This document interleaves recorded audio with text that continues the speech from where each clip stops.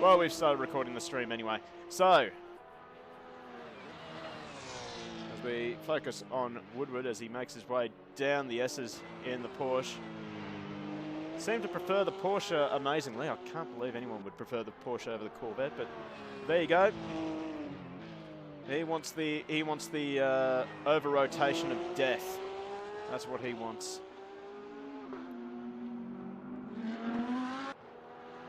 But, let's have a look at Chris Nippers, because Chris Nippers has also changed cars. Technically, it's a new livery again, and it's another superb livery consisting of black, gold, white, and that Australian flag down the sides. He comes out with Matt Southwell just in front of him in the McLaren.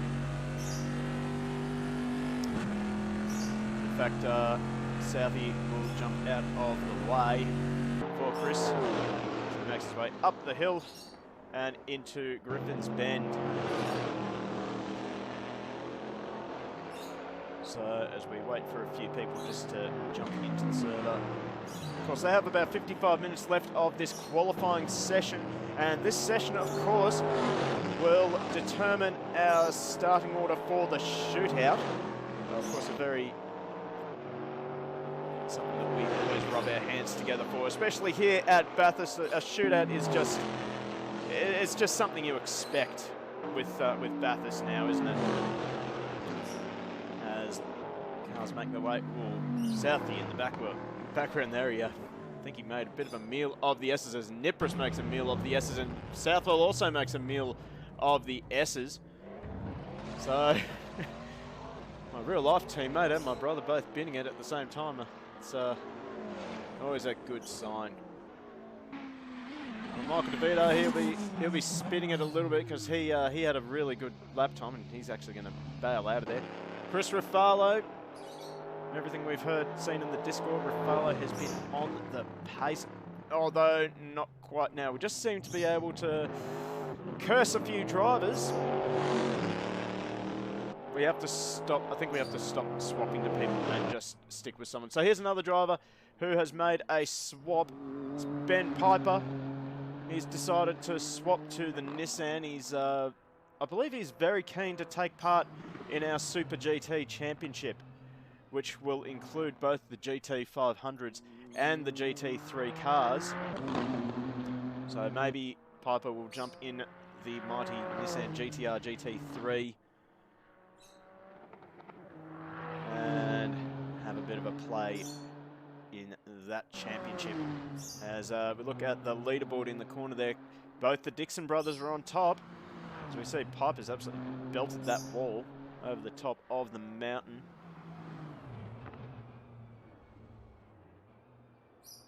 So hopefully Piper comes to grips with this car very quickly.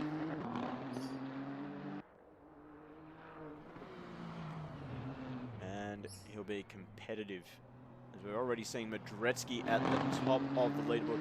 That's exactly where he wants to be tonight, or this afternoon, or this morning, wherever you are joining us from around the world. In fact, give us a shout out from wherever you are in the world. Love to know how far we are reaching with tonight's live stream for this final qualifying session of this season of GT3. But of course, we will be hopefully moving our GT3 championship over to Assetto Corsa Competizione in 2021. And we're very much looking forward to having a sprint series and then an endurance series, which will hopefully have 2 drivers per car, and then a GT4 sprint series, which will be very exciting indeed, as we see Woodward bidding it at the top of the mountain.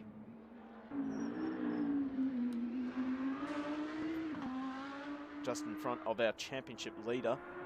Madretsky is doing a pretty good job. He's at the top of qualifying at the moment. Ruffalo 9/10 off, but we're expecting to see that number 20 Corvette back at the top very soon. In fact, one of the Dixons, I want to say that is Kurt Dixon. Yeah, Kurt Dixon in the Porsche, second at the moment. So Kurt Dixon, he picked up Simracing about halfway through the season, and he's currently sitting second on the leaderboard. So we're going to jump on board with Dixon right now as he exits the cutting.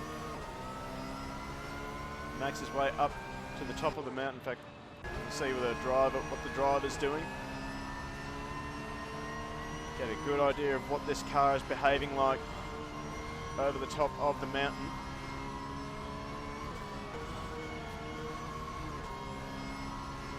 So it's looking really stable, actually.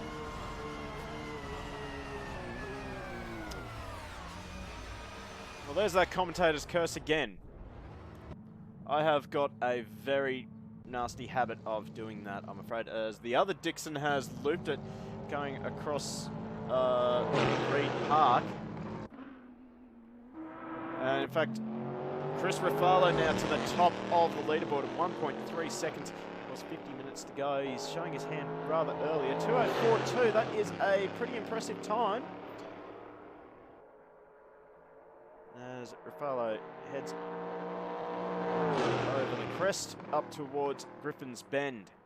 Because at the conclusion of this qualifying session, we're actually going to have a driver's briefing for all our drivers. So there will be a brief intermission in our stream tonight while we basically go off stream and brief our drivers on what to expect tonight. In fact, I think we have enough drivers on that leaderboard to get rid of Stereo Carcel. Not that it's a bad app, but it just doesn't look professional.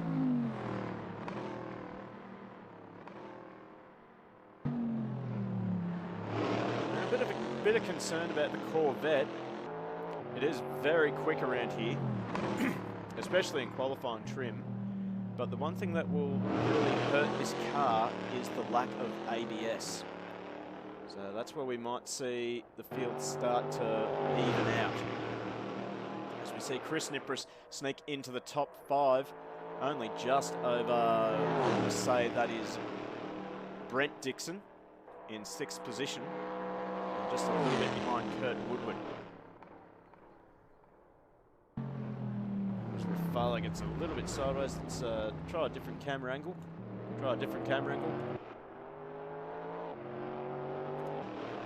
Cannot find a camera angle that I'm actually liking at the moment. You know what this will have to do?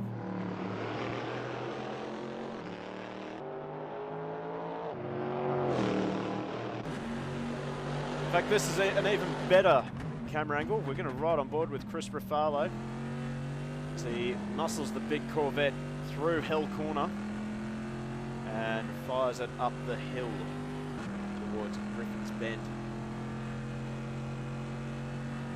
Of course, Ruffalo, he is in 3rd place in the championship. He's got a chance at winning. There's 35 points up for grabs, and he is less than, if I can bring up our championship again. Here we go. Well, he is less than, well, just over 20 points behind our leader, Vladimir Medretsky. So, I believe my maths is correct, it's 24 points. So, what Ruffalo really needs is a pole position and Medretsky and Duro to bin it at the top of the mountain somewhere in the shootout. So, just a reminder of our championship point system. We have got 10 points for pole position, 5 points for second, 3 points for third, 2 points for fourth, and 1 point for fifth. And then we head into the race, where it's 25 points for first place, 20 points for second, 16 points for third, 13 points for fourth. I'll say it's 11 points for fifth, and all the way down to 15th place, which will get 1 point. So basically exactly the same as MotoGP, which is coincidentally pretty much the same points system that we use for our real-life championship, the New South Wales KZ2 Super Series. And it always produces a really close championship fight. As well, as we can see, 3 drivers in with a shot to win tonight's this season of the GT3 Championship. You see Ruffalo clip that exit curve, clip that final curb, and he goes to a 2:03.8, so he does improve. But, well, have a look at this. Chris Nipris now. He is second on the leaderboard. Chris will be over the moon with this. So the number 61 looking strong already. I know he's done a lot of laps preparing for this race. And I suppose it helps that he was racing in the Octane Online Contender Series on Tuesday night, although he was in a BMW. Oh, he just manages to keep it off the fence. He lets Southwell through. That is a clipped moment. Someone clipped that. That's amazing driving. We need that. We absolutely need that clipped.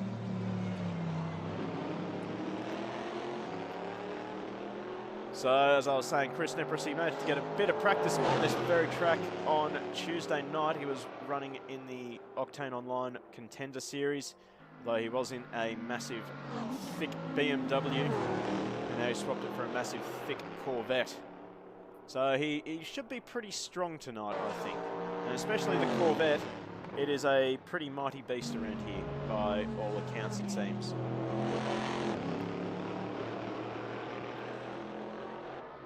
Oh no, that's Dixon just ahead. He's binned it just in front of Chris Nipris coming out of the chase.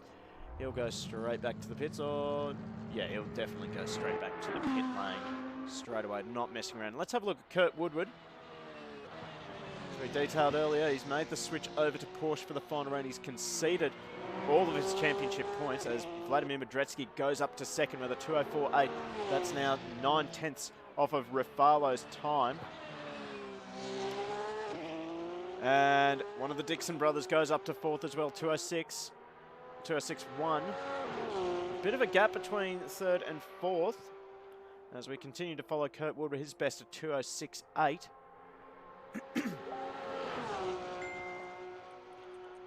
As I forgot to turn off Facebook. So that's why you got that notification.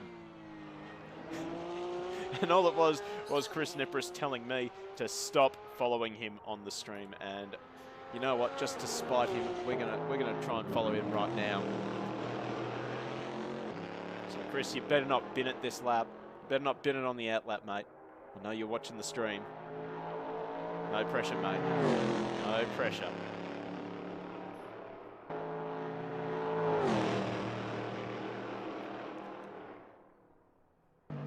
Oh, this will get pretty boring. He probably won't bin it now. So let's go back to Woodward. So he fires it up Mountain Straight again.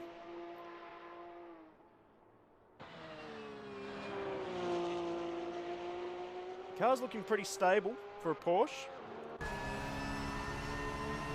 Because if you're new to Go Race Promotions here on Twitch, I am not a fan of the Porsche. They put the engine at the wrong end of the car. Change my mind. Pro tip, you won't.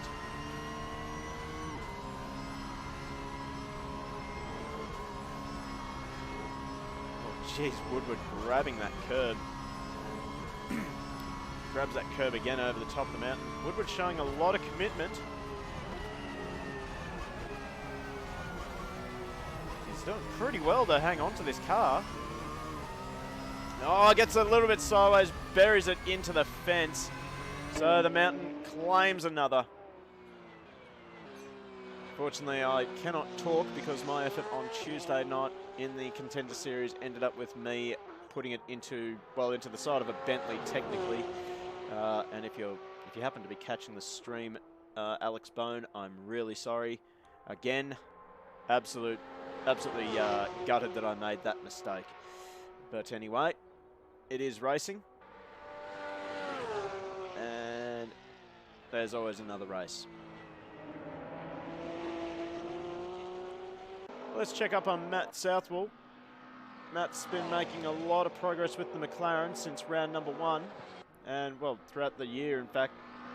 He's just slowly getting to grips with it. And unfortunately, he's gotten to grips with it at the end of a season. So, wait and see what he chooses in the upcoming seasons.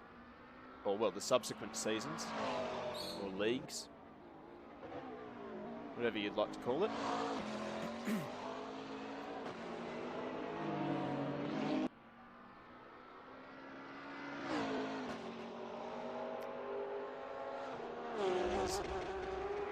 No, one of the Porsches, one of the DKS Porsches wide, well, the only DKS Porsche of Kurt Dixon, very wide coming down Conroy. That'll cost him a few tenths. We're continuing to watch Matt Southwell. In fact, let's jump on board with Southwell now as he makes his way through the chase. A little bit wide, but still a strong approach to Murray's. And he will stop the clock at 2:07.5, so that's an improvement. And it will put him a little bit closer to DeVito's time. And there's a bit of bragging rights here, because of course Matt Southwell is also a teammate of Michael DeVito in real life. So there's going to be a bit of bragging rights here tonight if one beats the other.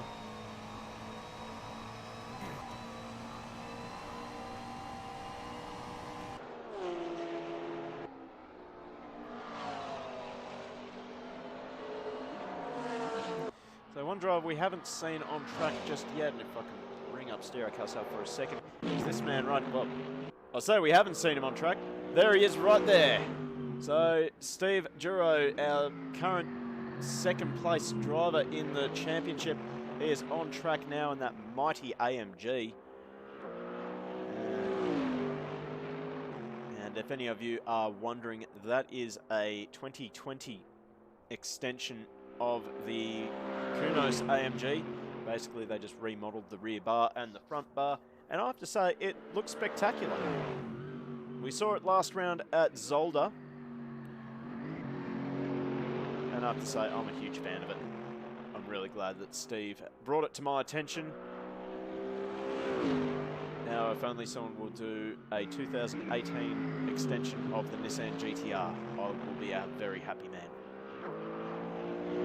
So Duro sets off on his first flying lap.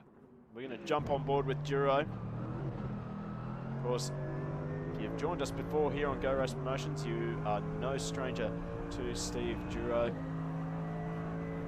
Very, very accomplished GT3 driver in both AK Racing and, of course, Go Race Promotions.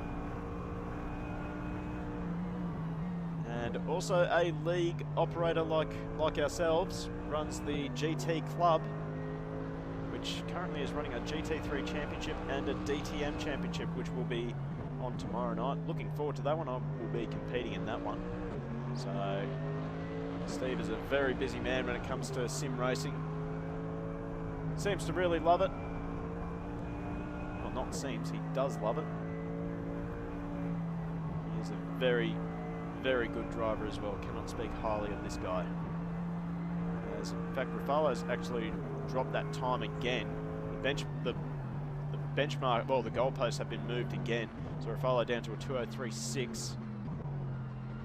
The real question will be if Rafalo can maintain that pace throughout a 1 hour race.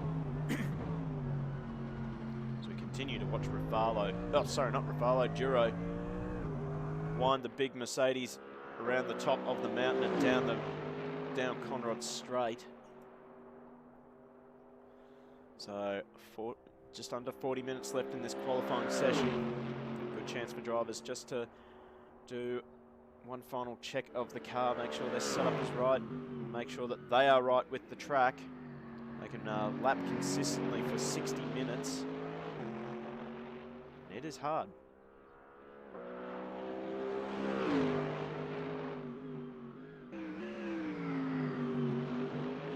Duro rounds the final corner and he will stop the clock. It's a 2:05.3. It's not good enough to get him onto the podium, but that's fourth place, 1.6 seconds off Rafalo, but 0.3 off of Chris Nipris. And in fact, the gap between Madretsky and Duro is actually quite tight. So Rafalo, what he'll be hoping for is for Duro and Madretsky to have an absolutely shocking round and get caught up in accidents so that Rafalo can claim the maximum points of 35.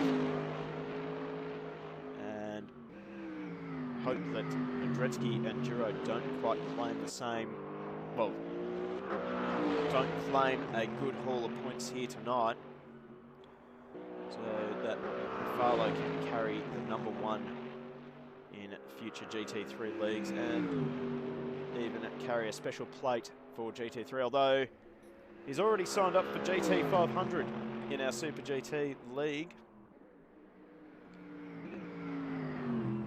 If you're keen to jump into Super GT for our next league, we'll actually provide a link for our Discord.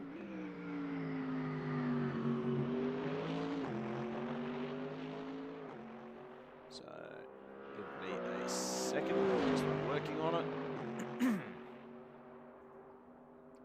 So, there's the link to our Discord in chat right now. Give us a jump onto our Discord, have a look at what we're offering with our leagues. It's going to be quite an exciting championship, this Super GT.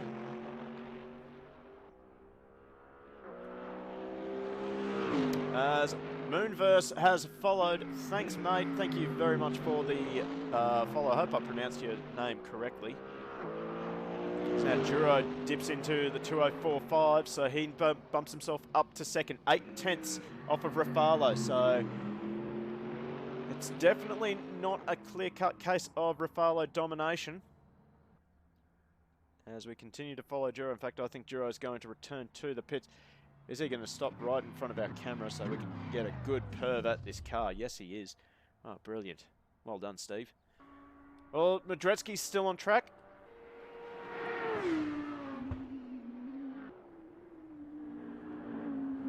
Oh, Universe.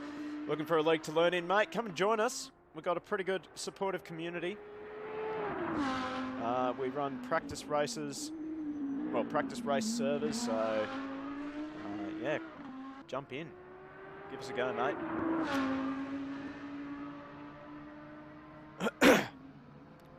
So as we continue to follow Madrecki. Right now, he's not in a position he wants to be in. We'll just have a look and see if anyone else has managed to jump into the server. Unfortunately, no. So I think we have got 10. Can I count? 10, 2, 4, 6, 8, 10. Yeah, 10 drivers in the server right now. Oh, Madrecki plants it into the fence. So even though there is a lot of grip in the latest version of the RT Bathurst, get offline, get off those tram tracks like Southwell just did then, and you'll find yourself buried in the fence very, very quickly. So he's got a thick boy chasing him right now. It's the Nissan GTR of Ben Piper. Unfortunately, the GTR not real crash hot over the top of the mountain in comparison to the McLaren.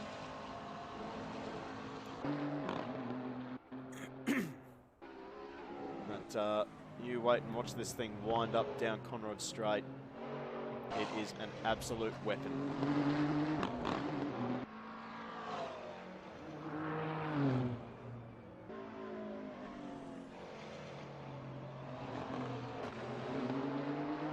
Fires it down the Conrod Straight. Let's jump on board with Ben, and we'll see if we can't get a quick glimpse at what speed he is doing.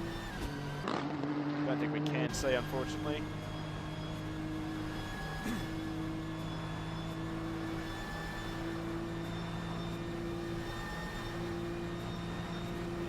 See his speed.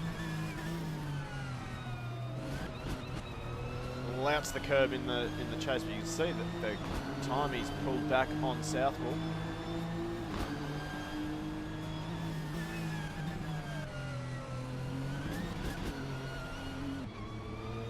Oh, it gets a little bit sideways. He will improve to a 2:08.4, and what is going on with that camera angle? There we go. That's better. GTR does take a little bit to get used to. I have to say, I think we just lost Matt Southwell. He's binned it somewhere. So, get the bins in chat. So, Piper, he's made a bit of a sacrifice. He was doing pretty well in the championship, up in, I believe it was around the 6th place mark. He sacrificed all his points to change cars. But I think he's looking forward to the Super GT Championship.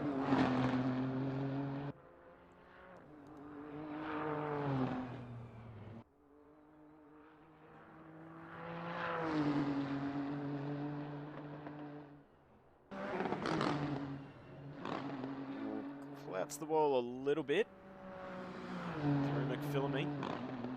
So that should be Australia's Wall of Champions right there. Every man and his dog is planted into the fence at McPhillamy. In fact, we're going to quickly leave Ben and we're going to go for a quick fly around this circuit and have a look at some of the key points. Of course, I'm not going to really be telling you guys much that you don't already know about this magnificent circuit. So the one corner that we're really going to be focusing on is turn number 1, of course, at the race start. But indeed, for the whole race, that this exit curve here, that will spit you off to the left-hand side if you get too much of it, and don't get the traction control or your right foot gentle enough. We're going to head up Mountain Straight now, and we're going to have a look at Griffin's Bend. Now, of course, Griffin's Bend, we've all seen just about every single accident that could ever occur here, between people not pumping the brake pedal and maybe getting a little ambitious with passing manoeuvres. Run wide here, and there's nowhere for you to go except into this nice concrete wall with a little bit of a tyre barrier. So it's not a soft landing for you. Now we're going to move up to the cutting, the tram tracks. Come off those tram tracks at your peril. These one-liners, I believe Mark Larkham said in that really awesome video. If you haven't seen it, have a look at the Mark Larkham video talking about Bathurst as we're watching Piper make his way through the cutting. I think right there we all saw Ambrose and Murphy end up in the fence, and I think it was right there was a punch up.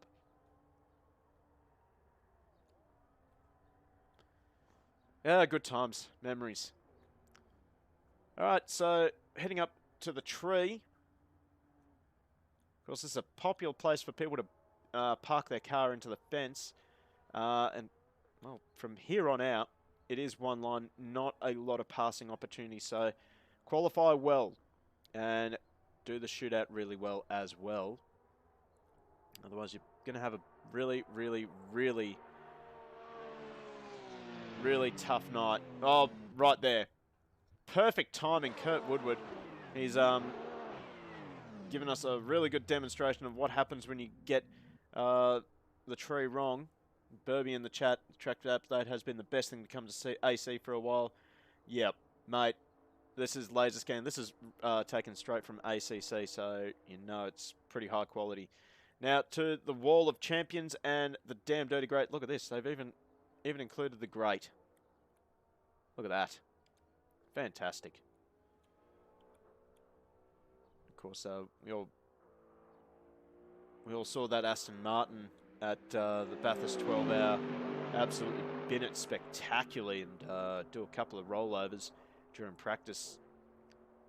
This is where you get a lot of accidents happening on this circuit. Kurt Dixon gets it right this time. Now onto, I want to say it's, I'm sure there's, oh, they've even included the little, oh no, no, Bathurst, nope, 0 out of 10, 0 out of 10, this mod, rubbish, this mod is rubbish, nope, uninstall, we're uninstalling tonight, nope, disappointed, disappointed, just kidding, heading over to Skyline. This is where I binned it on Tuesday night in the Contender Series. Ran a little bit too wide, and just had nowhere to go. And of course, we've seen Alan Moffat almost send a VL Commodore over the wall in the 80s, and we've seen all sorts of horrible accidents at this point of the track. Kurt Woodward is doing me a huge favour because he is just demonstrating every single mistake you could possibly make on this circuit. So, Kurt, thank you so much. Love your work, mate. Moonverse, is this a paid league? No, mate. We do this out of the goodness of our heart. We love it. We're loving this at the moment, this sim racing business. As we look at the S's, Burby, are the folks flat over McPhillamy tonight? Good question. We'll ride on board with Steve Duro in a minute as well. Look at that. Madretsky, 3/10 off Rafalo's time now. So the second driver into the 203s. I would say a couple of them are flat over McPhillamy. Into the elbow, blind entrance. Someone bins it here. You better hope they get out of the way nice and early, because there is not much places, well, not many options to take to avoid an accident. All right, let's go for a quick fly down Conrod Straight, quite literally, to the chase. This is absolute maximum commitment here. Most of the cars should be hitting about 295 kilometers per hour on the approach. And this is where we really test ABS, where we test the braking systems on all these cars. It's slowing these cars down to about probably 100 odd kilometers per hour to take the chase. Not an easy task to do. And then, of course, this will end our tour of the track. Actually, this right here is going to be very important tonight. This pit entrance, and I hope a lot of our drivers have been practicing their pit entry. It's very easy to bin it here and end up into that tyre barrier or cutting across the gravel trap. So, hopefully our drivers have been practicing that pit entry. So, let's take a ride on board with Chris Nipris. He's just going over the top of the mountain now. So unfortunately we won't see if he is holding it flat through McPhillamy for a little while.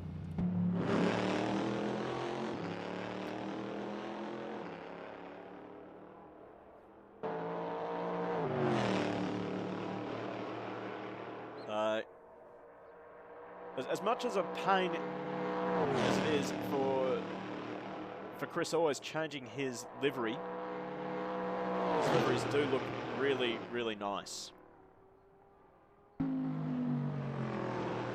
That little Australian flag is just a really nice touch, I have to say.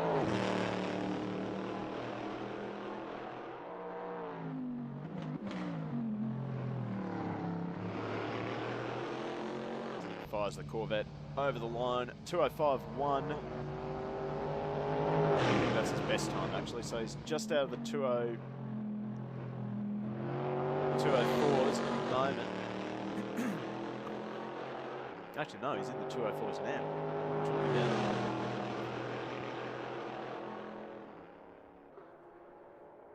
Fortunately, I don't know how to do maths. Seeing that the mid-pack battle is starting to tighten up. One of the Dixon brothers is getting pretty close to the back of Chris Nipris' time. 1.6 versus 1.3. So let's jump on board with Chris Nipris now as we head towards McPhillamy.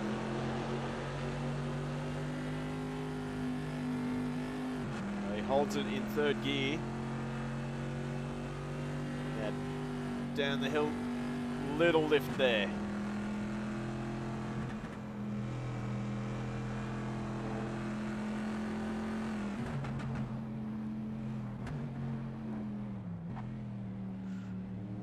Sideways through the S's.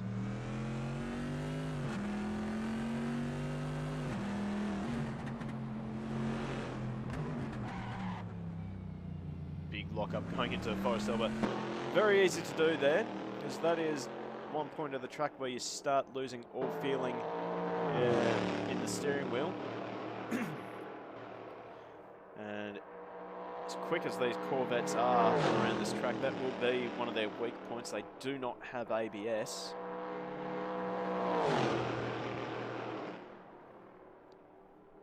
Oh, geez, Nipris on the absolute limit of braking there. He's going to blame me for that. I just know he is. He's looking like a pretty good lap. He just missed his braking point by a little bit, and he's going to come into the pit lane. He's going to practice that pit entry. That's good to see. Let's have a look. So it's another Corvette of Brent Dixon. Currently sitting 5th and on the edge of the top 5. As we're seeing, geez, we're seeing Woodward and Southwell. They're all over the place. I think we've lost someone from the server. So Ben Piper's just jumped out of the server for a little bit. Hopefully he comes back. Let's go back to Brent Dixon. Pardon me.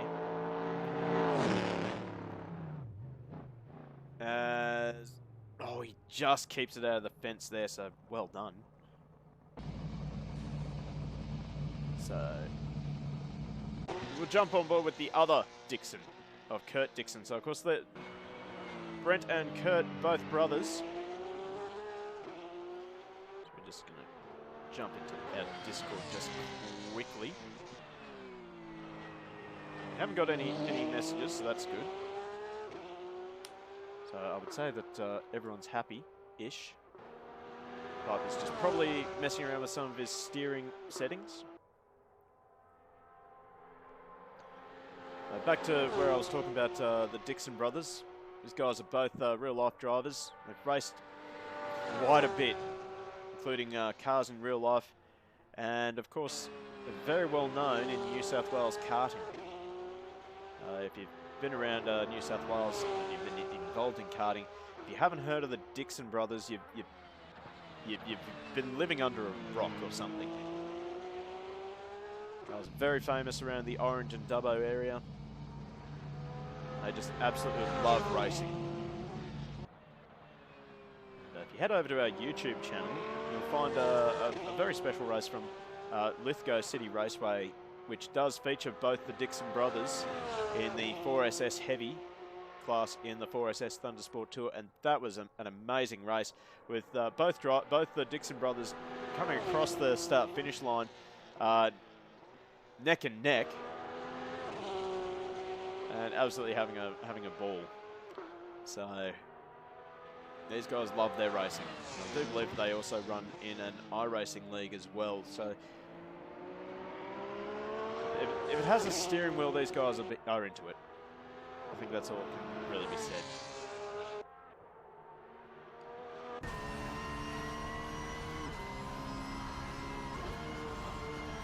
A little downshift from Kurt.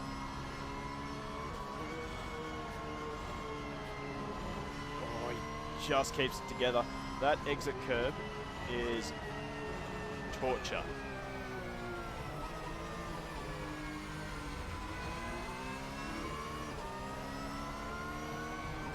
It's honestly like ice. If you get onto it, you're pretty well anticipating with the opposite lock the second you're going over it.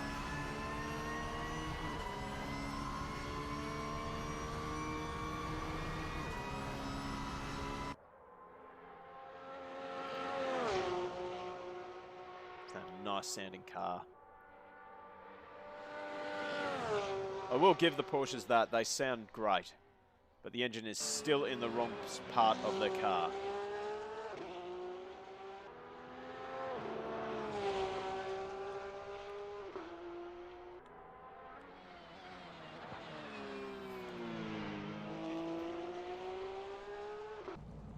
So with 17 minutes left in the session, at the moment it is Chris Rafalo on top of qualifying with a 2:03.6. Then we have Vladimir Madretsky, the only other driver in the 2:03s.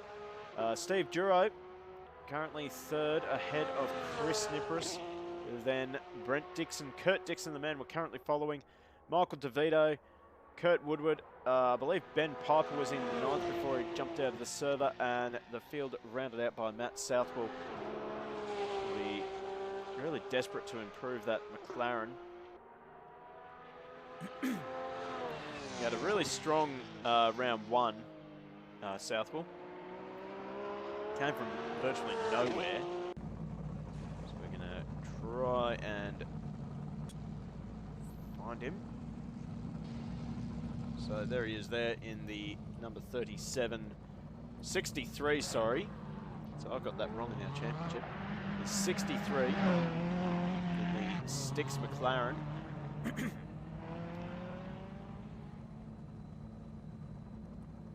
He'll be rather annoyed that he's down in, well, technically 10th.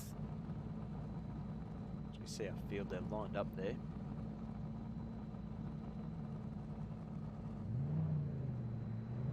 We're hearing someone revving up.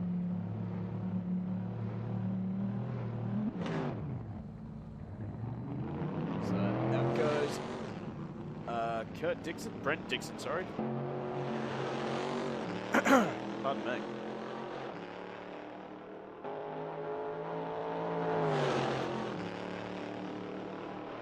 So Chris Nipris now improves to a 2:04.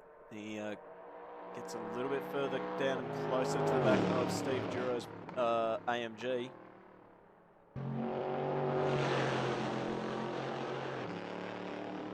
So Ben Piper's now back into the server, which is great to see.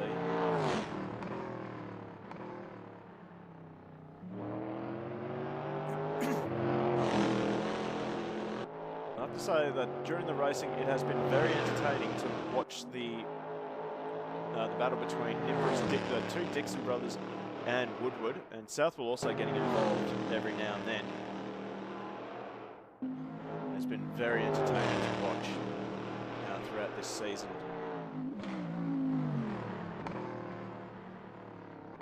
In fact, we're going to quickly jump away and have a look at this guy here, Michael DeVito.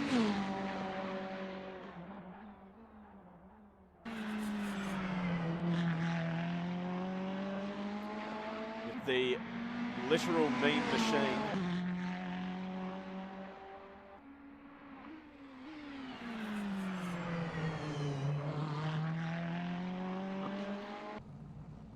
Got a couple of little Easter eggs on that car that certainly brings a smile to my face every time I see it.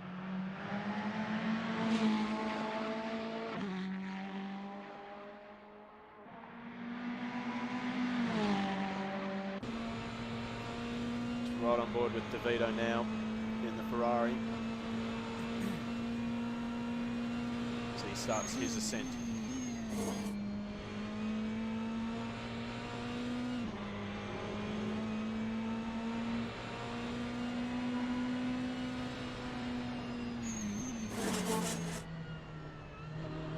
Ferrari is looking really stable already. And, I think I did a night where I was playing around with all the GT3 cars, and the Ferrari felt really stable to me.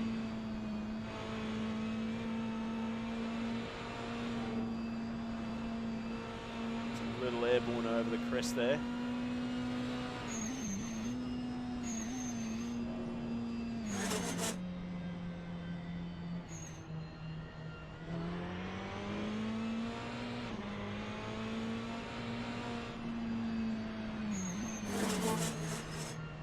DeVito keeps us together. This should be a massive improvement on his previous time. We can see on the Delta, on the dash there.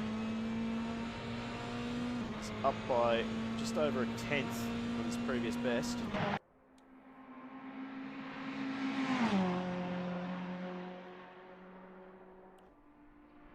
So he swings the Ferrari through the chase.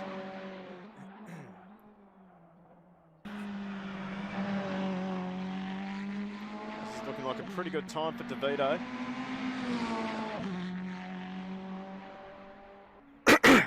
Pardon me. Doesn't quite get the final corner right, but doesn't even. Don't think he improved, unfortunately. So he's lost it somewhere. We'll go around again. Hopefully make an improvement on the next time by. Quickly have a look at Kurt Woodward. in the Porsche, gets it sideways coming out of the S's again. Because this is his first time in the Porsche tonight. He was running the second DKS Corvette. So he's actually... No, he's not chasing his teammate, or former teammate. We'll say former teammate, but they're still teammates at the moment. It's actually Chris Nippers.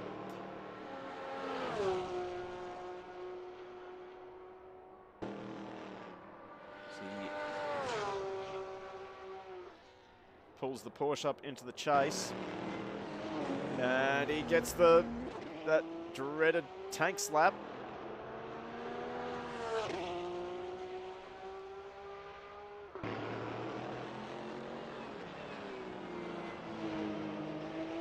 He'll probably be a little bit filthy with himself, but Kurt's a determined driver.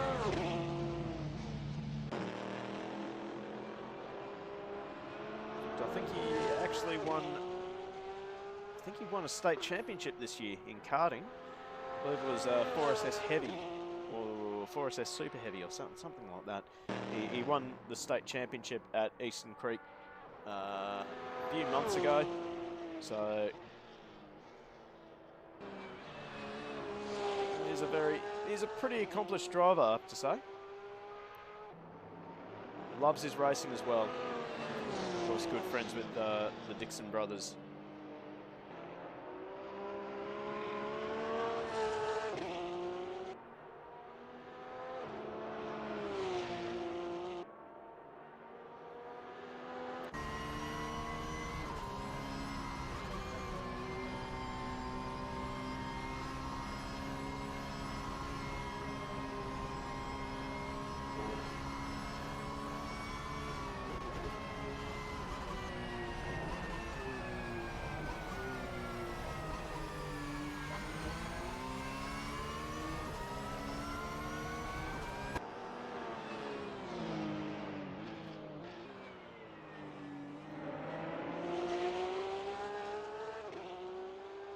We're looking good at the moment to improve on his time. Won't be enough to... Well, I say that he's actually quite a bit down on Rafalo's time. We've just ticked under 10 minutes to go in this qualifying session. Almost straight after this session, we'll be jumping into the shootout. And at the moment, it will be Ben Piper who will be the first driver on the track. Of course, the shootout working exactly like any other shootout.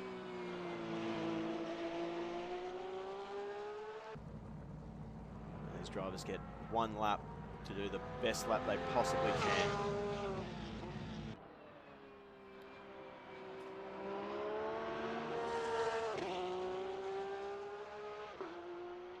We're going to have a quick check-in with Ben Piper in the 92 GTR. Monsters that curb in the chase. Now, of course, Piper was looking good in the championship as well. He was in 6th place, but well, he swapped to the GTR.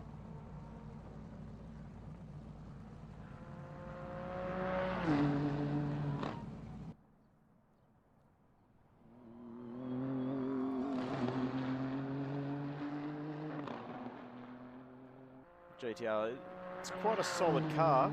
A little bit tricky to get right, to set it up right, but once you get it right, it is a pretty deadly car in GT3.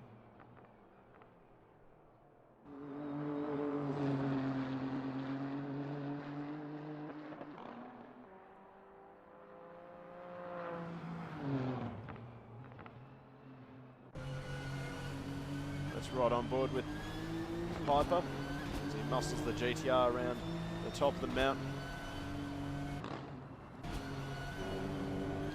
A little bit of understeer.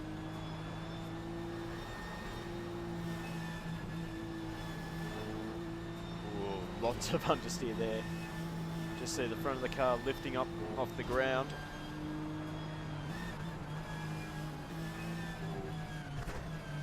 Oh, just managed to pull it up for the S's.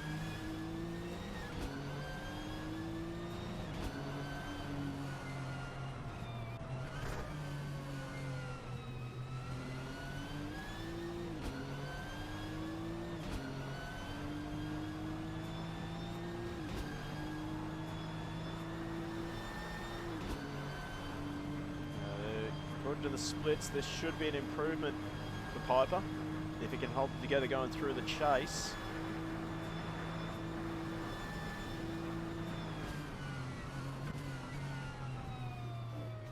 Slaps that curb again in the chase. So I don't think that's really helping. There's DeVito now up to 6th place, 2:06.2. That's a great improvement for DeVito. So we'll wait and see what Piper can do as he crosses the line. Well, it's not an improvement, unfortunately. So we have now got 6 minutes left in this qualifying session. A few drivers have been out there for a while. We're going to quickly jump back to the leaderboard just so you can see the laps that the drivers have been turning. So far, Chris Nipris has been the one turning the most amount of laps. He's currently in 4th position. And we have, of course, Michael DeVito, who's been turning a lot of laps. So I would say that Nipris and DeVito have been working on a race setup, and Piper as well will be working on a race setup. This is, of course, technically practice, but we use this as a qualifying session as well. Oh, Piper slaps the fence in the background there. So that's your current leaderboard for this qualifying session. That 2:03.6 looks pretty unassailable for Chris Ruffalo. Ruffalo still has not gone out at the moment. Quickly find him. I think he's pretty happy with that time. He's confident that no one else can really topple him at the top of the leaderboard at the moment, although Steve Duro is out on track at the moment with about 4.5 minutes left in this session. So really exciting stuff. And this guy here, Vladimir Medredsky, second in the session. He's right where he wants to be, really. In fact, no, he's not. He's not happy with where he is. He's going out for another run. But let's check in with Steve Duro as he's just come out of the pits. He's getting set for a quick little, a couple of stabs at Ruffalo's time. He brings a big Mercedes-Benz, that brilliant McLaren livery.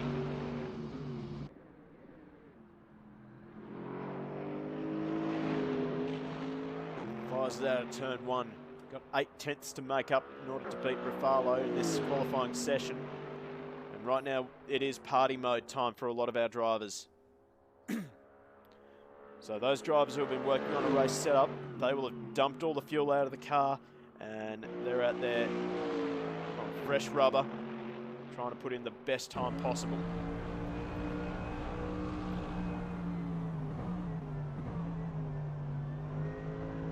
Currently watching Steve during his absolute maximum commitment. A little bit too much commitment though. And he is actually going to abort this lap. I think I'll be getting a message from Duro next to stop following him on the stream. He's back to the pits and he'll go out again. He'll have enough time for one more lap. So let's check in with Vladimir Medredsky. He's just coming down the Conrod Straight now to start his... Well, he should get 2 attempts with the amount of time left on the clock.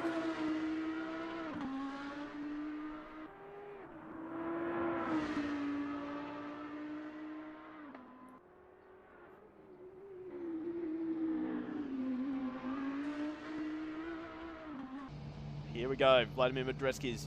He'll get 2 more laps in, providing he doesn't bin it. Backs it off for turn 1. Perfect line. Through Hell Corner. Jump on board with Medredsky now.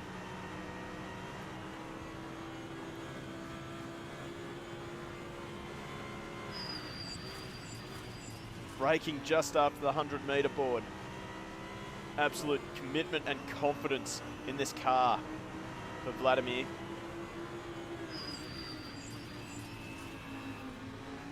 Well, a little bit of a twitch there coming out of the cutting, and he's buried it into the fence.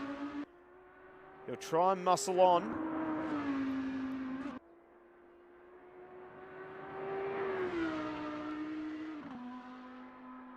He'll get one more lap in.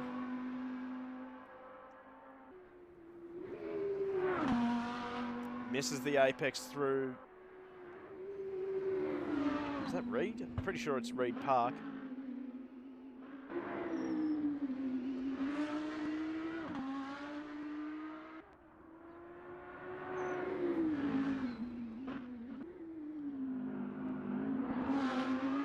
Southwell goes up to 8th position with a 2:06.8. So that tail end of the pack is starting to get a little bit tighter.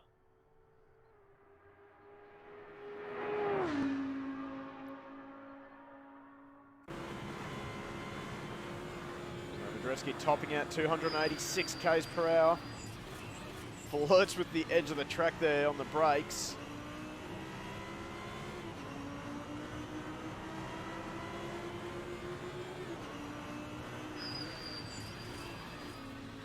Again, flirts with the edge of the track. It's not going to beat his own time, but he'll get one more lap.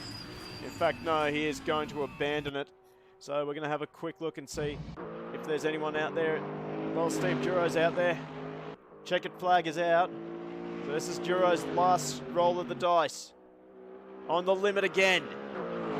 Very close to the wall. Bit of a lift through McPhillamy. Gets the apex. Oh, he's run wide and he's binned it. So Duro is not going to improve. One more driver on track. Well, actually, he's finished his lap. So there we have it. So we're going to quickly jump away and do our driver's briefing. We will be back very, very shortly. So don't go too far away.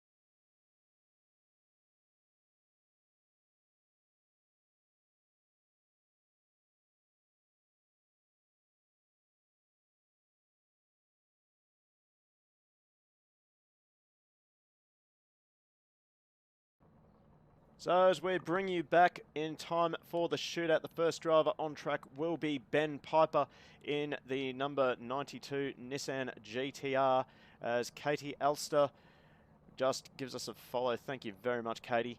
Hope you're enjoying the stream. So as we wait for Ben Piper to head out onto the circuit, next car out will be Kurt Woodward in that high-vis Manthey Porsche 911.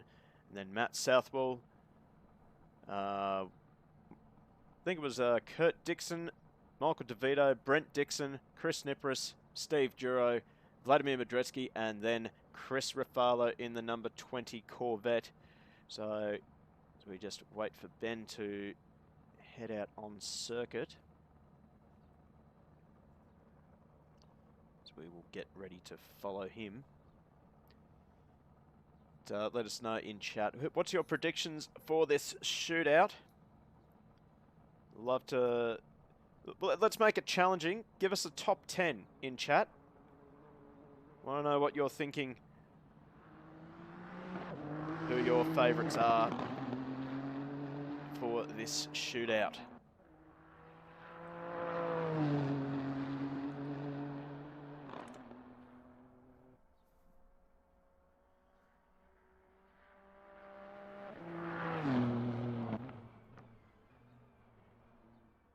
As we continue, as we follow Piper as he heads out on his out lap.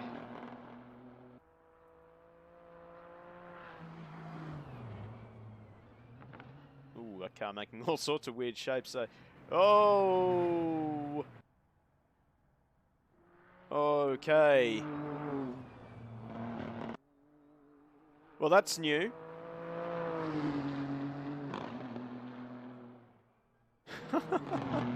Hopefully we don't have any more trips to Narnia for Piper.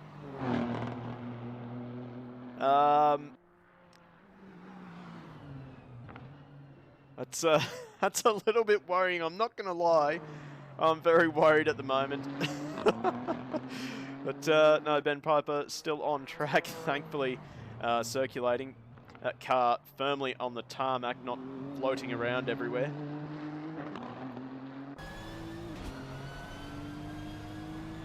Everyone's pinging the 200.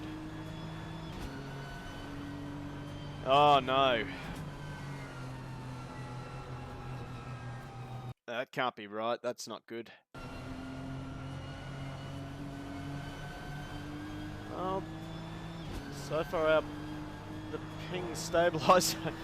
Oh, that's lucky. All right. Okay. That's a bit of a heart attack moment for us here. Here comes Ben Piper as he is about ready to start his flying lap, his one flying lap.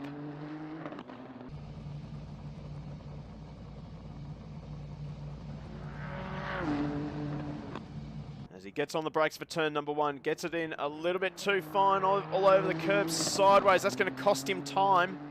He's got to try and find a way to stay off the curbs around this circuit in the GTR, even though the GTR is quite friendly on the curbs. Makes his way up the mountain straight. On the brakes just after the 100-metre mark. Misses the apex a little bit. He's able to use the banking to save him. Well, save himself. And now up to the cutting. Oh, he tags the wall on the entry. I was about to say it's a fairly conservative approach.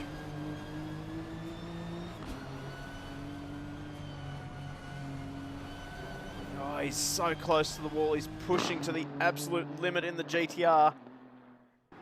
Through McPhillamy he goes, and he's into the fence. There's a lot of damage on the front of that GTR.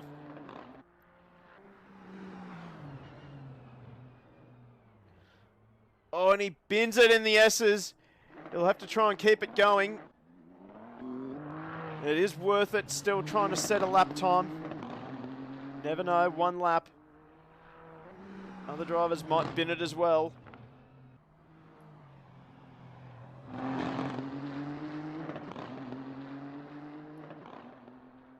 Piper continues on his way on the GTR. Down Conrod straight he goes. That is a really nasty looking windscreen.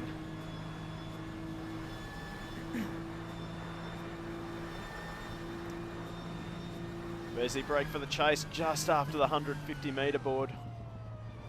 Stays off the curb this time.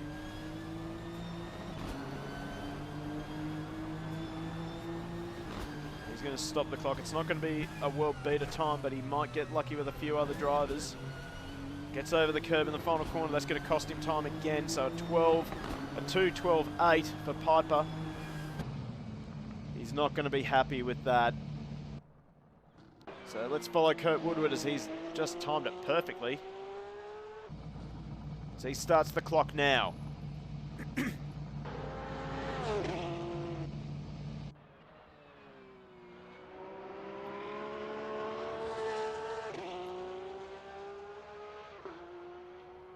Bit more of a conservative approach in turn number one. He didn't use the exit curb and he stayed off that curb. Piper bottled that one, mate. You binned it nice and proper. But you set a time, so there's always a chance to recover.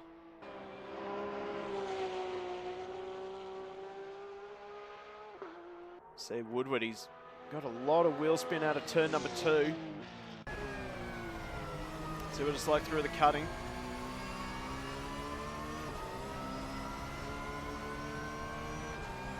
Car's looking pretty stable.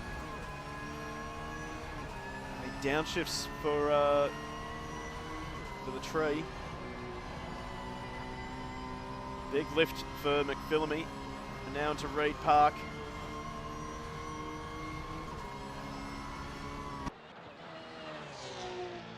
Can Woodward keep it together? It does indeed. He grabs that front brake. Oh, wheel spin out of the S's. Grabs the rear brakes coming into the elbow. Now down Conrod straight.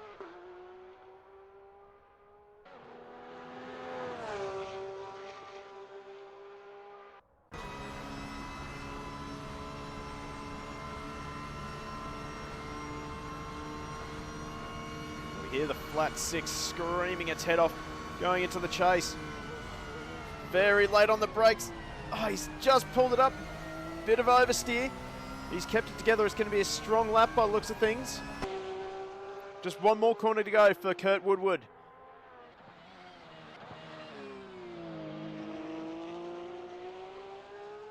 And he gets it nicely done, so a 2:08. That's good enough to be top of the leaderboard for now. But now the number 63 of Matt Southwell.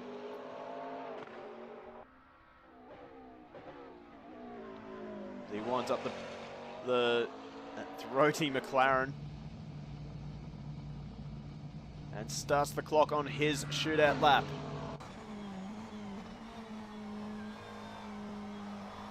He's had a couple of stabs at the throttle then. Not quite super smooth for Southwell through turn one, but he's still got about 6 Ks of track to go.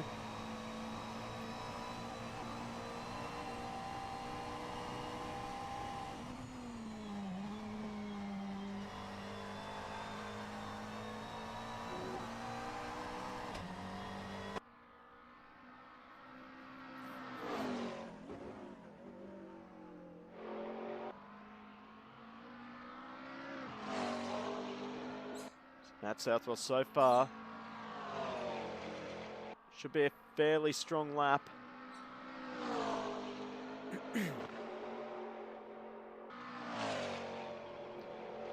McLaren really good across the top of the mountain.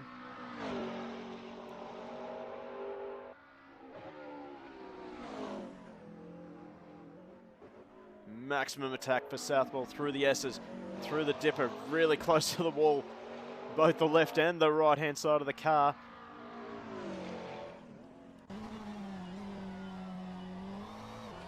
And he's early on the throttle through out of the elbow.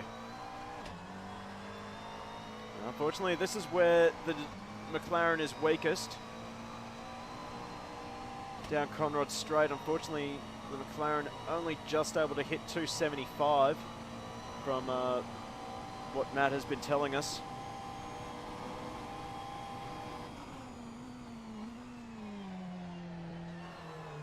Oh, and Eddie's binned it in the chase. So Matt Southwell, that was looking like a really good lap. And he has unfortunately binned it. So we can forget this lap, unfortunately. He'll try and set a lap time. Once again, you don't know what everyone else is going to do, whether they'll bin it or not. But he will not be able to beat Ben Piper. And I think Matt Southwell is going to send a bin for us. All right, let's see if we've got the right Dixon. There we go. So Kurt Dixon now in the second of the Porsche 911s.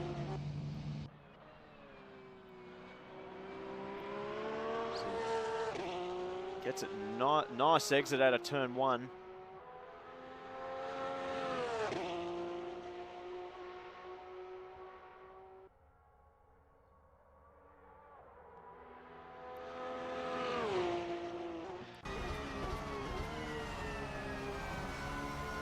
He misses the apex for Griffin's Bend. Now he fires the Porsche up towards the cutting.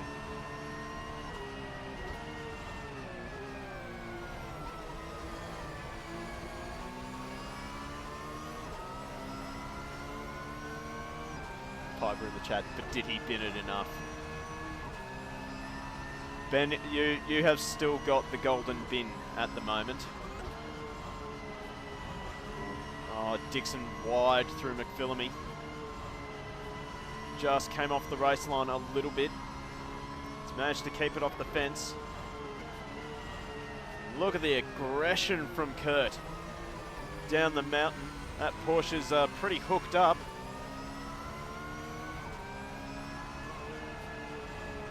Oh, Matt, I feel for you. Purple sectors. It's really unfortunate.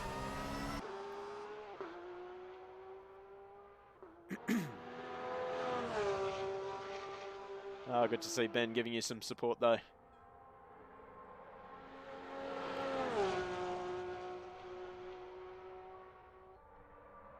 So here comes Kurt Dixon into the chase. The 216 Porsche. He pulls it up nicely. And this is looking like a really smooth run.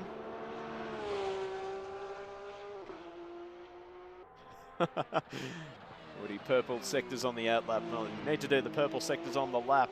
So here comes Kurt Dixon. Has he set purple sectors? He has indeed. A 2:07.9 for Kurt Dixon. He goes to the top of the leaderboard. Now, next car out will be Michael DeVito.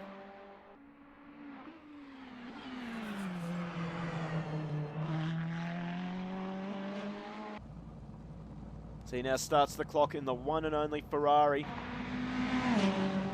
The one and only meme machine. Once again, nice exit for the Ferrari.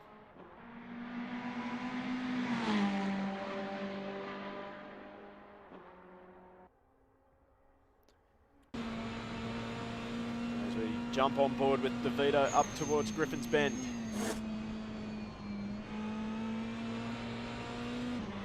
Gets the apex a lot nicer than what Kurt Dixon did.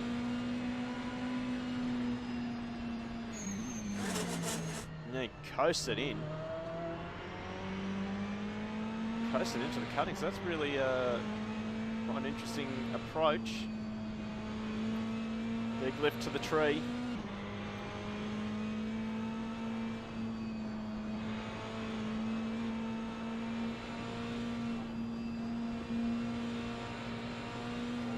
Runs it wide, has to get out of it.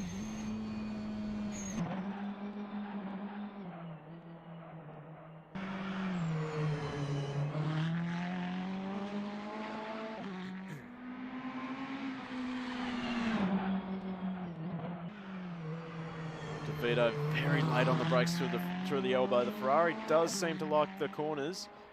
Very stable car. I'm just looking at the chat.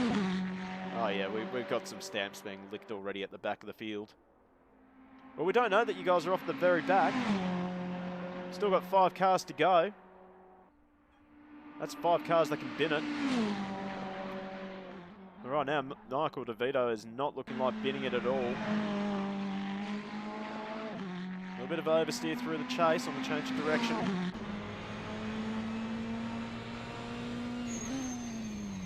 Late on the brakes, maximum commitment for the final corner. Rounds Murray's, and he'll stop the clock at 2:06.9. So Michael DeVito, top of the leaderboard at the moment. And now we're going to have a look at the second Dixon brother. So Brent Dixon now in the Corvette.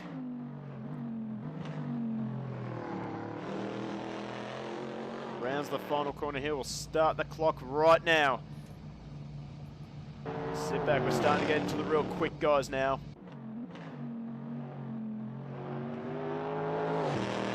Dixon had a couple of stabs at the throttle as well.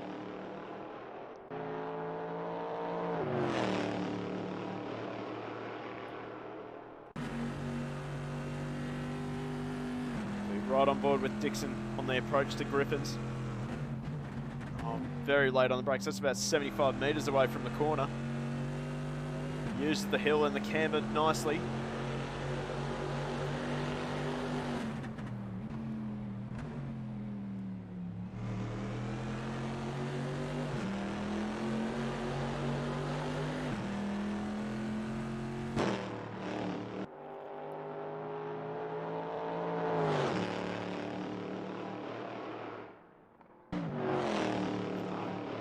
Dixon ran very deep through McPhillamy. Much nicer over the top of the mountain than what DeVito did. Kept all four wheels on the black stuff.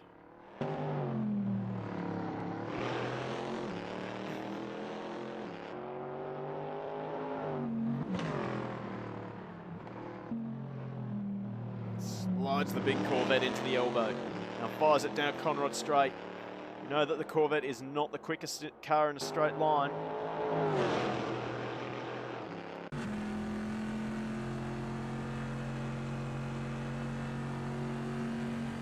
I have to say, it's got one of the nicest sounding engines in this field.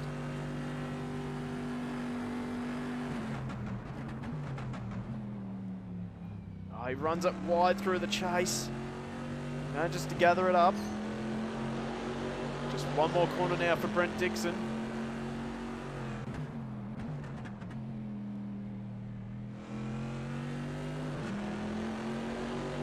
He goes to the top with a 2:06.9, only just gets it in front of Michael DeVito, 0.051 of a second. Now Chris Nipris in the 61 Corvette. He's been doing a lot of work on his sim racing. Certainly been improving.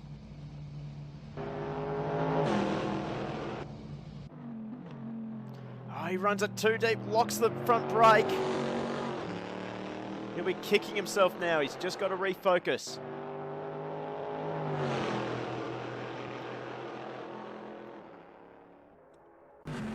Worst thing about making a mistake on a shootout lap is that you want to try and naturally recover that time you've lost with the mistake. And there we go, another mistake for Nipris. This is hurting him.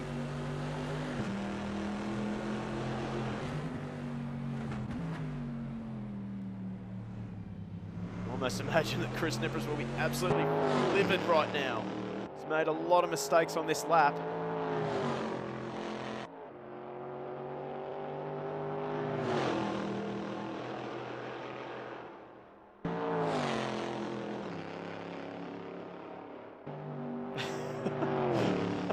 Oh, Vladimir in the chat. Give us the inside gossip. What side of the mouse does he chew with? I don't know what you're implying.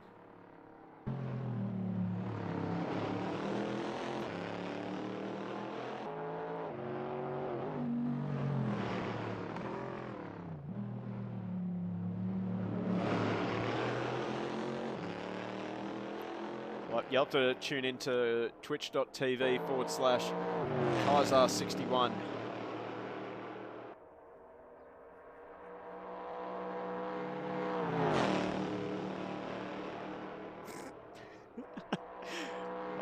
I'm not saying any more, Vlad.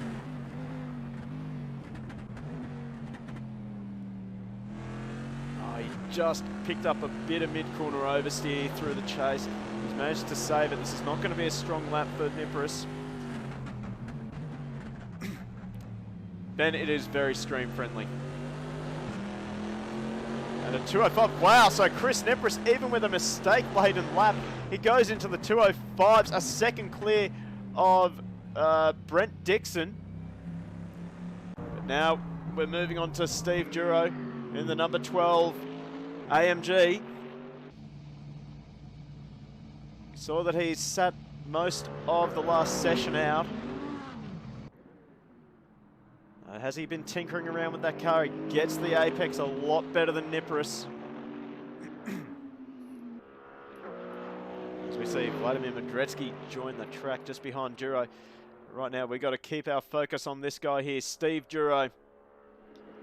Second in the championship. This is an important session for him. There's 10 points up for grabs.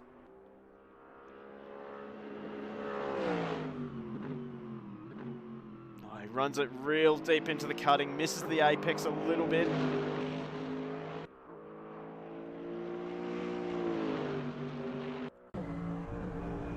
We jump on board now with Duro over the top of the mountain. Maximum Commitment uses all the entry space on the circuit. Oh, he runs it deep, very wide into the fence. Duro has binned it. He's going to keep it alive, though. Every point will count. He's 9 points behind Medretsky.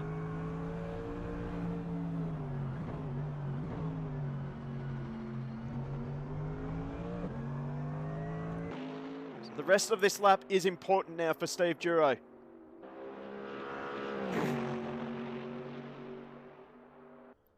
Oh, Ben, my heart dropped, actually. I see a real close matchup between Rafalo, Medretsky, and Duro.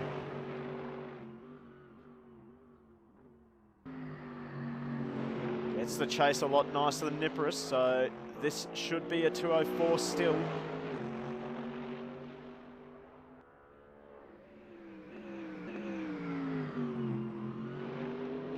Rounds the final corner.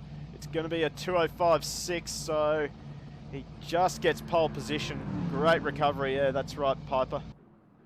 That's right, Ben. Right, let's move on to this guy here.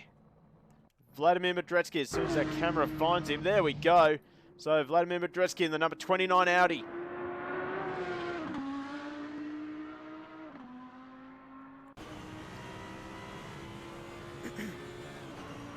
This session will be about consolidating his lead. He's got 9 points ahead of Duro.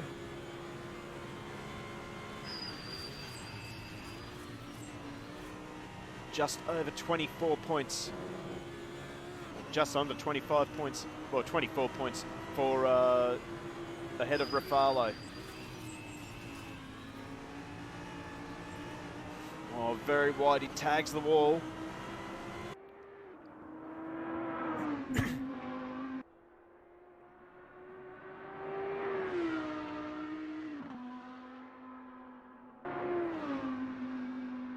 That sounded flat through McPhillamy.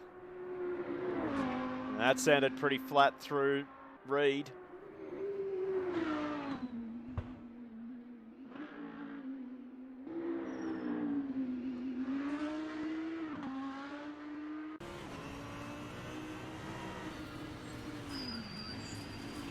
Oh, he's on the absolute limit of braking into the elbow.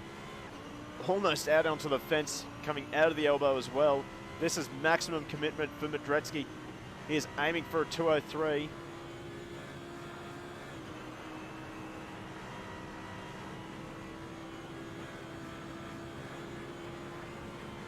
As he now enters the chase.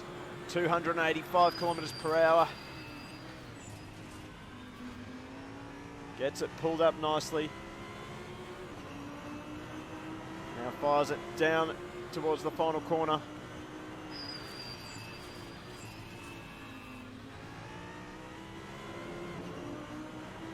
And he'll stop the clock at 204.8. Will that be enough to beat Chris Rafalo? As we now join the number 20. As he starts a very important lap.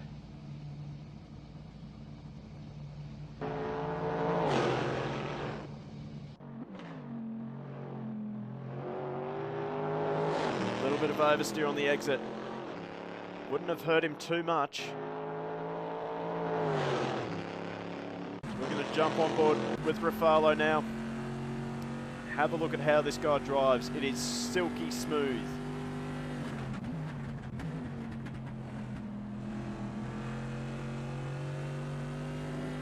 He's on a knife's edge though.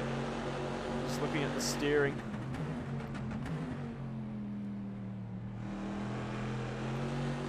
A bit of oversteer.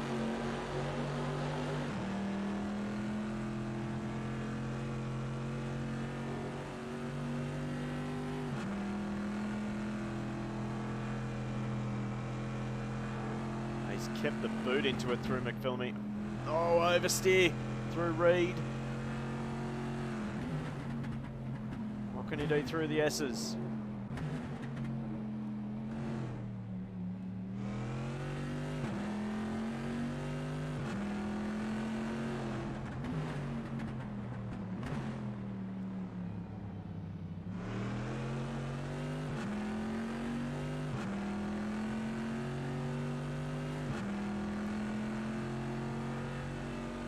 Still looking like a very smooth lap.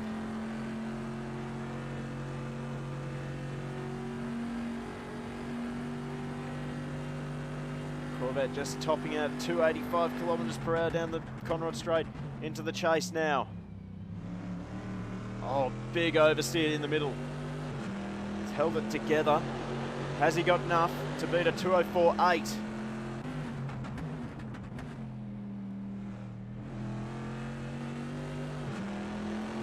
And it's a 204.5, so Chris Rafalo brings himself 5 points closer to Vladimir Madretsky. So, there you have it. There is your running order for tonight's race. We have Chris Rafalo leading off the field. Beside him will be Vladimir Madretsky, our championship leader. Steve Duro in third position. Beside him will be Chris Nipris. Then we have Brent Dixon and Michael DeVito on row number 3. Then Kurt Dixon and Kurt Woodward on row 4. And then at the back of the field with a bit of work to do will be Ben Piper and Matt Southwell. We're going to take a quick break while we just quickly log in as the admin. And we'll skip ahead to the race. Oop, that's not it.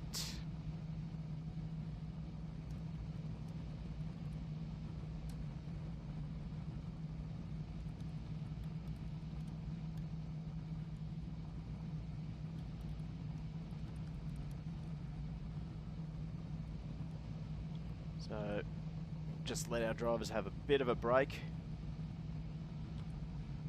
And then we will move on to the race. Stay tuned with us. Maybe give us a follow if you think we're doing a good enough job. Hit that subscribe button as well. And hit the notification button so you know when we are live again.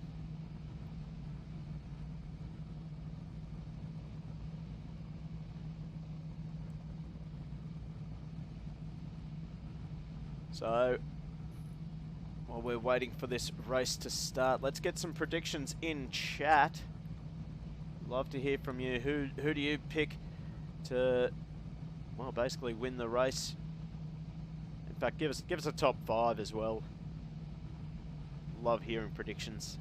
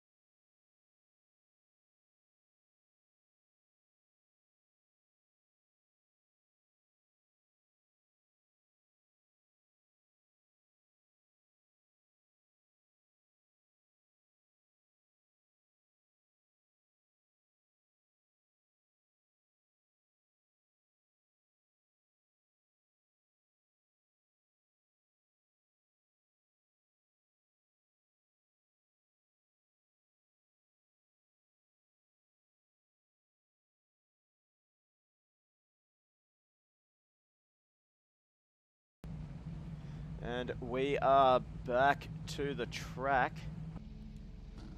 That is not the camera angle that I wanted, but let's swing out to this magnificent looking field. So 10 cars ready to take the battle around this, well, this magnificent, iconic circuit. So on the front row, you can see the number 20 Corvette of Chris Rafalo. And next to him will be Vladimir Medredsky. Row number 2, Steve Duro and Chris Nipris. And row number 3, we have Brent Dixon and Michael DeVito. And the 2 Porsches of Kurt Dixon and Kurt Woodward. And then finally at the back of the field, we have got Ben Piper and Matt Southwell, who has just returned to the pit lane. In fact, we'll get rid of our broadcaster car. Totally forgot to not hit drive. As, yeah, we seem to have lost Matt Southwell. I think we have. Matt, if you're still in the stream, join as quickly as you can, because you should be able to rejoin the server. There is your leader though, Chris Rafalo. Get rid of stereo car cell as well, we don't need it.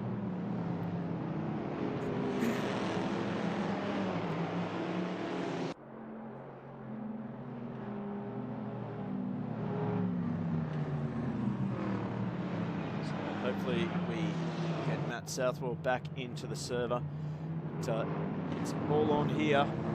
So Medredsky's got an 11-point gap now to Steve Duro, the man right behind him in that big Merc. Fortunately, he now has 19 points between himself and Chris Rafalo.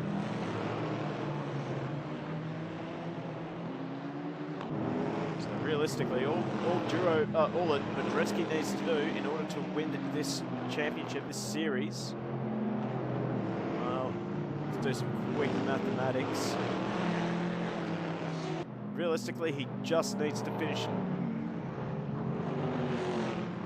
and not bin it too hard.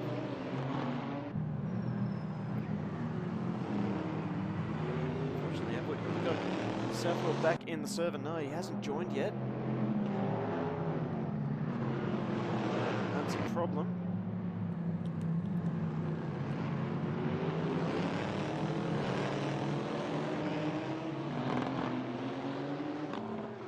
Hopefully he does get into the server, as I saw someone bidding it. I think that was Chris Nipris.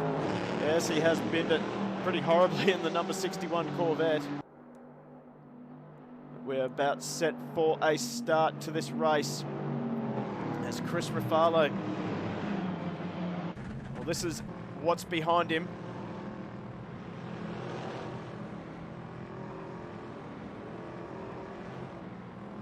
That is a nasty looking field. We're all gunning for him. As the field starts to get ready to fan out into formation. So we're 2 by 2 now. See if Matt Southwell's managed to sneak into the server. He has not, so he's going to miss the start of this race. So we get set for a start. Wait till they cross that start-finish line. That is our start point. We are getting set for a start. And we are away and racing. Chris Rafalo has got a great jump ahead of Vladimir Medredsky. And Duro dives straight up the inside into turn number 1. So Steve Duro takes second place, although Medredsky hangs around the outside. We see Nipris has dropped behind Brent Dixon, sorry. In turn number 1, he's under attack from Michael DeVito. Medredsky fighting back on Duro. Rafalo skipping away already. And Medredsky up the inside at turn number 2. And we got a crash at the back. It's Dixon. He's into the fence. And DeVito has spun around as well. So it's all kicked off on lap number 1. Hugely disappointing. And we have a car in the fence again. I think that was one of the Porsches that was very slow up the hill.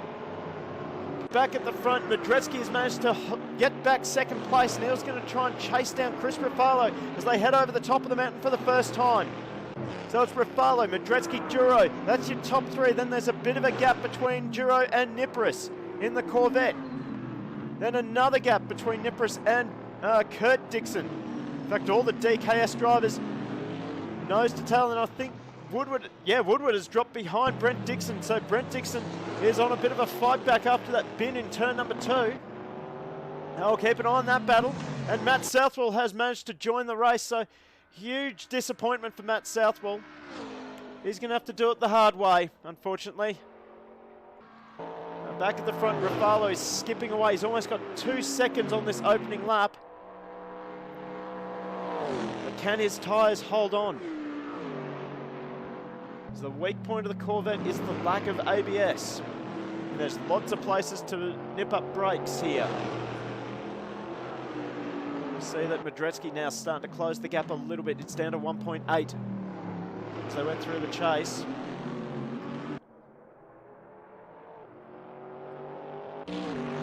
So we jump on board with Steve Duro in the number 12 AMG. Oh, Madrecki runs it too deep and Duro grabs the curb. That'll give Madrecki a small advantage, and we have lost Matt Southwell again. Well, that is hugely frustrating for the young Sydney sider.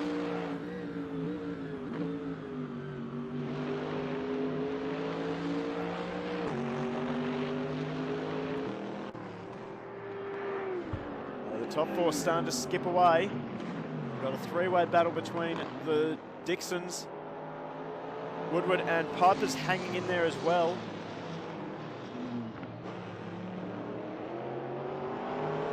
Oh, we're starting to see some ping issues, I think. Oh, Matt. Mate, I'm absolutely gutted for you, mate. What happened? Did your game crash?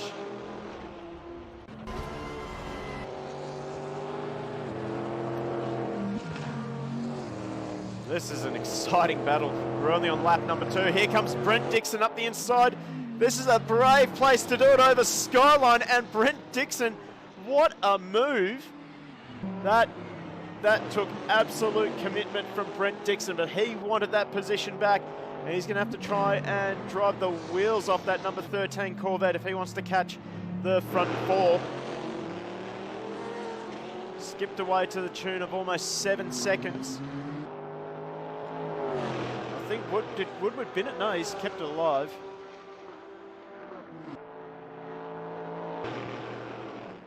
Oh, geez, the battle's on between Madrecki and Duro. And Nipris off the track. Just saw it in the background there.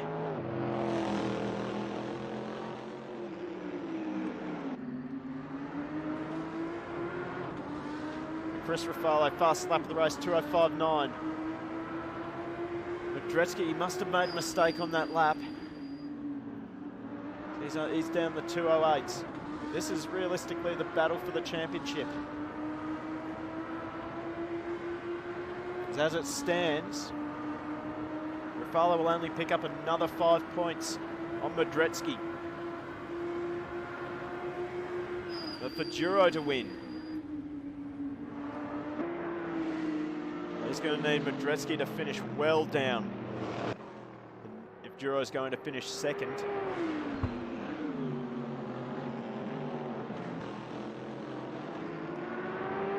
So the minimum number of points that Madrecki can pick up tonight will be 6 points.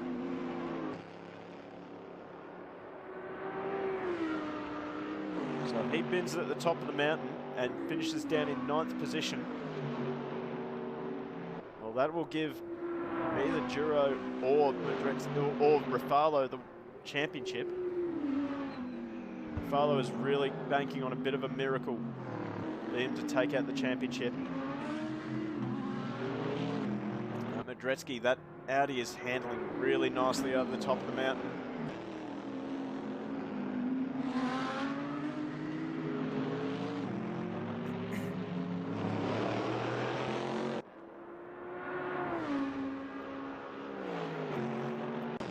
The whole field just starting to spread out.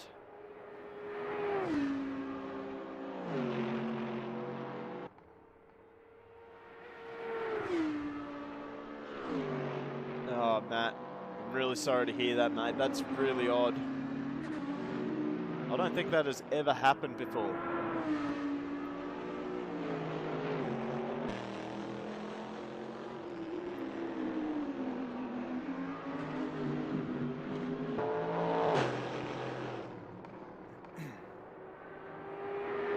Now Madrecki dips into the 205s as well.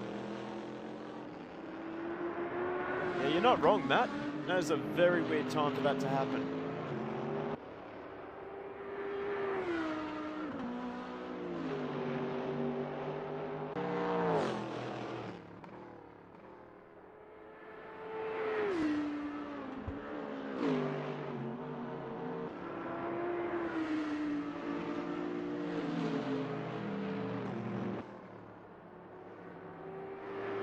Top three are starting to skip away, but I'll tell you what, who's really impressing at the moment is Chris Nipperis. He's sticking in there with Madrecki and Duro. Losing a little bit of time through the cutting.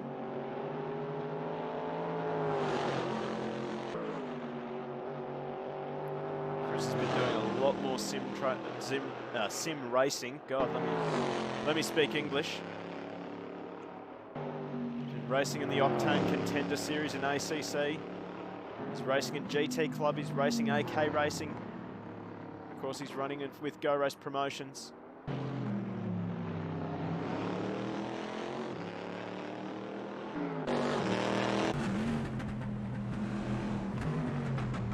Every race that Nipperis does, he's just gaining a little bit more experience.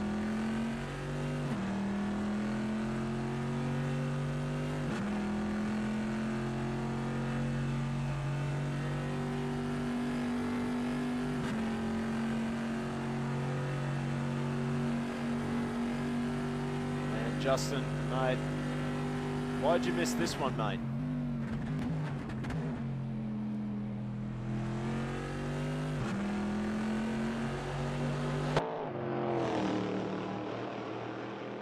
So Chris Ruffalo drops the bar again at 2:05.4.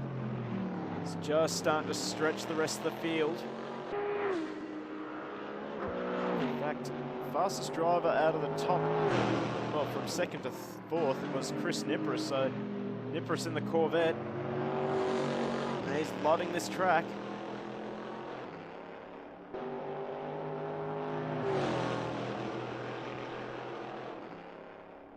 We're going to have to give this guy a little bit of love. He's been absolutely picture perfect ever since joining the Go Race Promotion Simsports.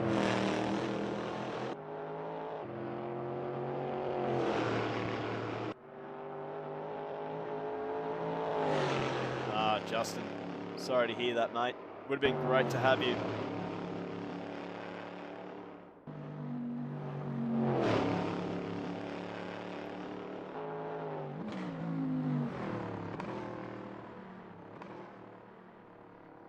Seeing a lot of locked brakes there for Ruffalo going through the S's. Just wonder how much that is hurting his tyres. You see him picking up that front left.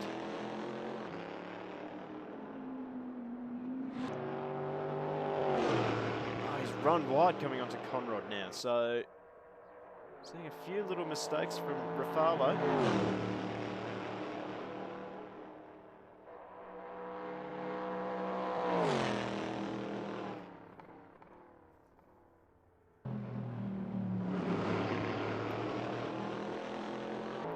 Still stretching out the gap. Almost 6.5 seconds now.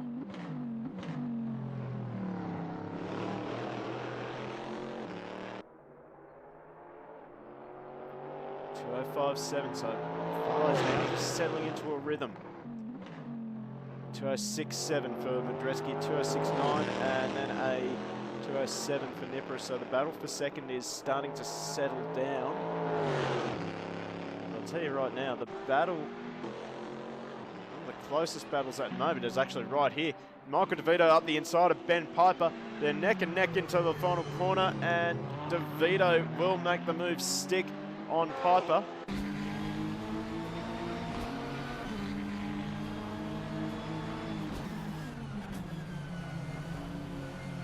DeVito. So now just going to start and try and gap Piper. He's got a bit of an uphill battle coming here. So that GTR is a bullet in a straight line.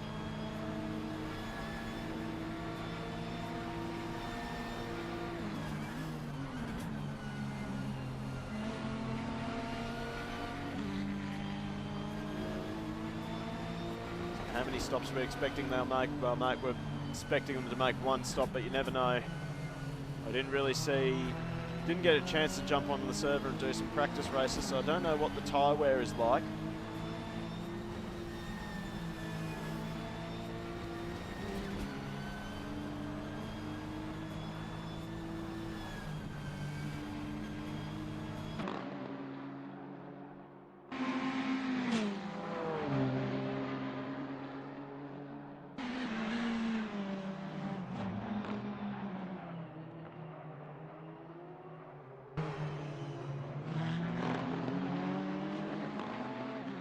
I have a feeling this race will be time management. Starting to see the gap between Duro and Nipris ebb and flow a little bit. Nipris just briefly under 2 seconds.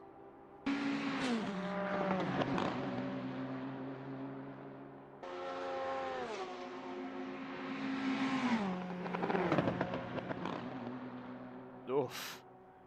Piper hard on the limiter. There's 4 here, so from Kurt Dixon back to Kurt Woodward, DeVito and Piper. These guys are all pretty close. They're in striking range of each other. But they all just seem content to sort of match each other's pace. So a 209.3 from Kurt Dixon and a 209.7. A 208.3. DeVito is the fastest man out of these 4. Piper just setting his best lap at 209 flat.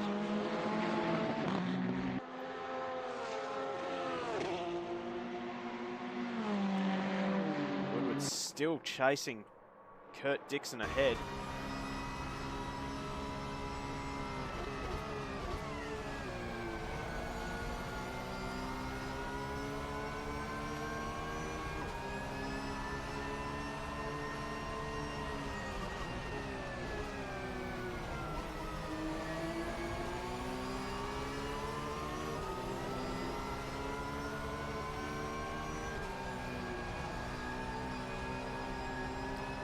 Starting to turn to a bit of an enthralling battle. Oh, Woodby just grabs too much curb. That'll bring DeVito a little bit closer again.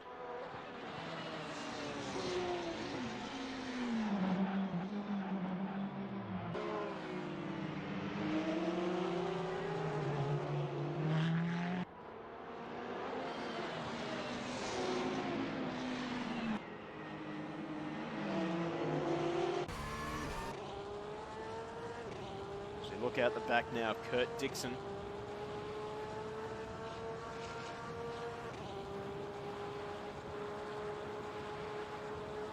So the headlights are ablaze on DeVito's Ferrari.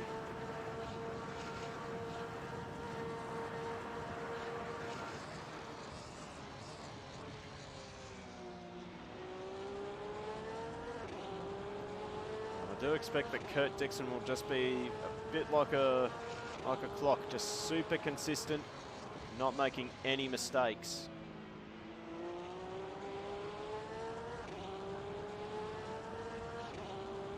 .209.9 for Kurt, 209.3, 208.3 for DeVito. So DeVito, he is coming.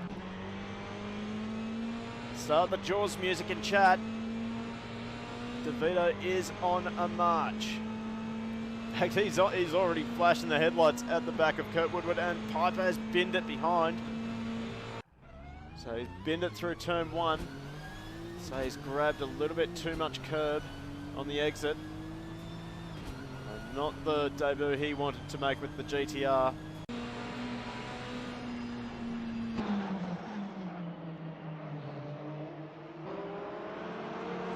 DeVito wide. Just tags the wall coming out of the cutting. Oh, wheel spin again.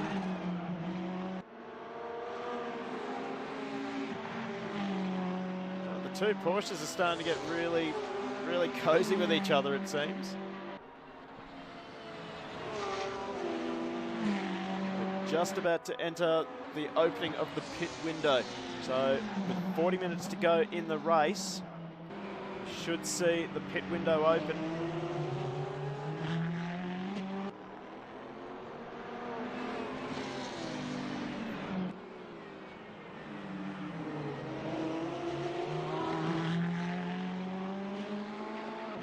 And Chris Raffalo at 2:04.8. So Raffalo is doing qualifying times in race trim.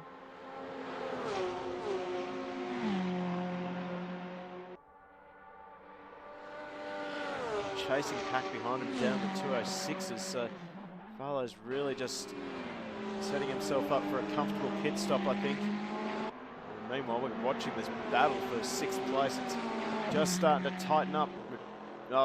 DeVito is closing up on the back of Woodward. Woodward's all over the back of Dixon. DeVito's the fastest man out of these three.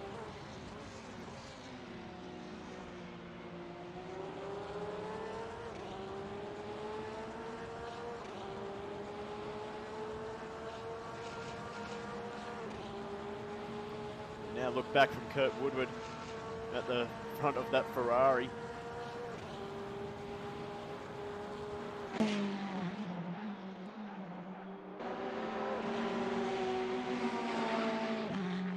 This is looking like a bit of a repeat from the 4SS State Championship, I think.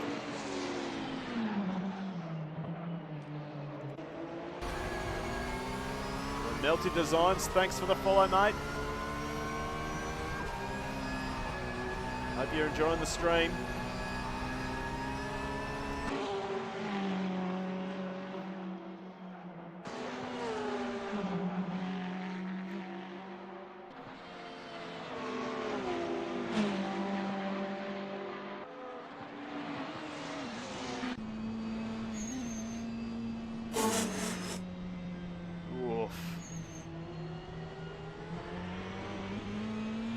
Oh, Matt.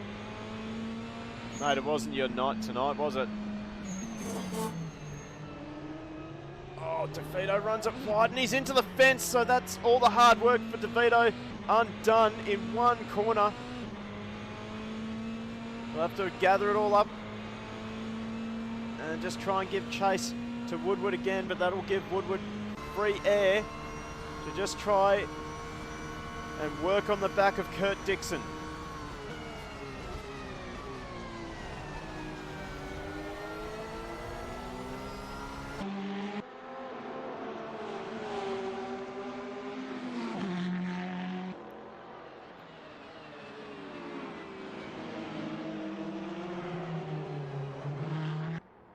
Back, DeVito already closing the gap between himself and Woodward. Unfortunately, the top four have just started to spread out a little bit too much, and the pits are open. So we'll wait and see if anyone goes for the undercut.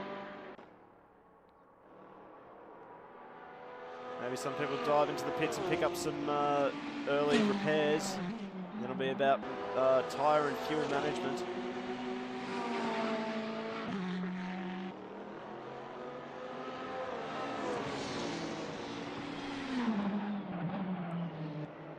So these two Porsches are absolutely inseparable.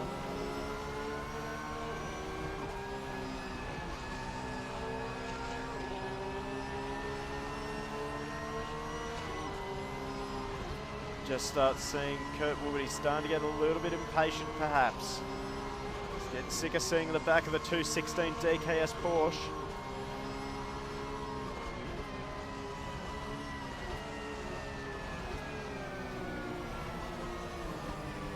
Closes right up through the dipper.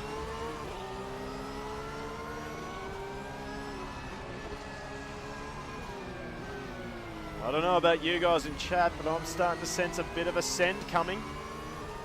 So I'll say that. Woodward makes a bit of a meal of the elbow.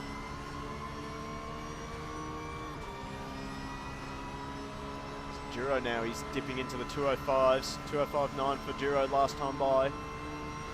206 for Madretsky last lap.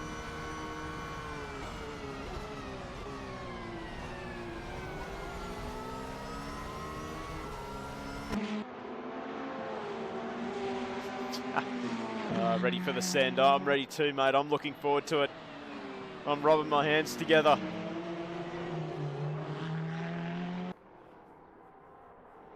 DeVito is still the fastest man out of these three. Like Dixon, that time managed to get into the 208s. Big wheel spin for Woodward as he exits the first corner.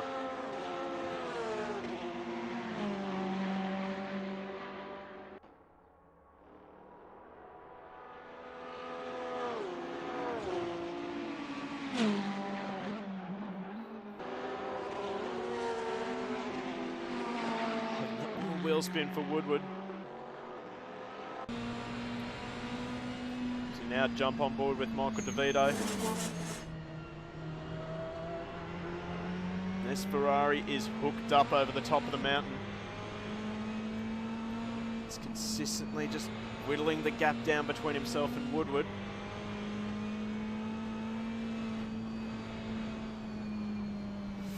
Oh, they're all into the fence. They keep going. Pretty grateful. I'm sure a lot of these drivers are pretty grateful for the margin for error we give them with car damage. DeVito very deep. Somehow kept it together. He glanced off the wall. Fortunately, that's cost him time. Again, discipline just starting to hurt DeVito here. Just needs to relax. He's got the pace over these guys. Let his natural pace drag him onto the back of Woodward. That's all he can do right now. Well, we're going to rejoin Kurt Woodward. He's all over the back of Kurt Dixon. Closes right up. Oh, he's real deep. He's managed to pull it up somehow.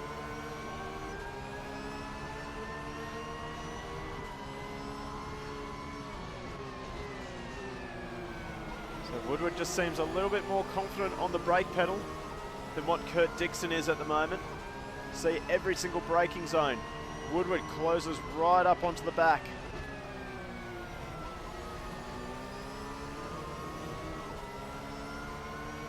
In fact, I think these guys might be starting to drag Brent Dixon back into it.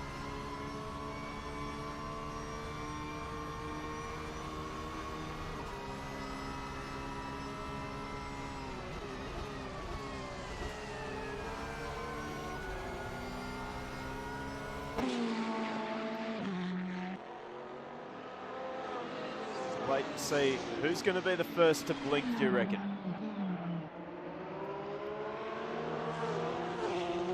Yeah, I reckon Madretzi's got to be the one who blinks first. But when will he blink? That's the question.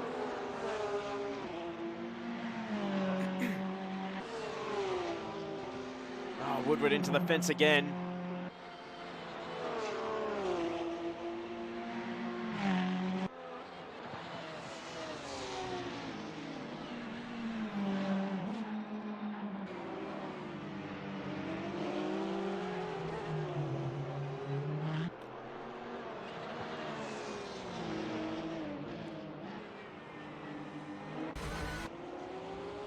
As we now look out the back of Kurt Dixon as they make their way down Conrod Straight again. Woodward will have the slipstream. And DeVito's made another mistake somewhere. He's dropped 2 seconds on these guys.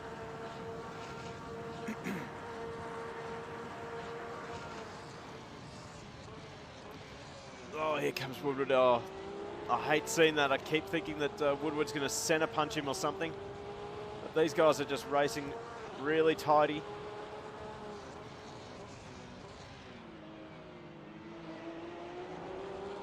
And we've seen our first pitter. It's Brent Dixon. So Dixon into the pits, and that is not Dixon. There he is. He's in pit lane. And DeVito's also into pit lane as well. So we have two pitters. DeVito and Dixon are the first ones into the pit lane.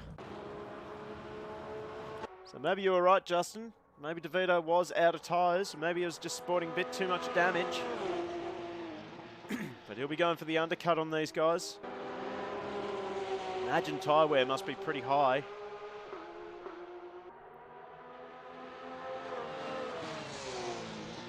Meanwhile, the battle between the two Porsches still rages on.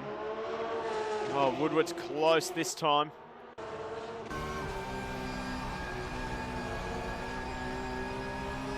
Woodward just seems a little bit stronger over the top of the mountain, but he just has nowhere to make the move stick. He's just got to keep the pressure on. Hope that Dixon makes a mistake somewhere.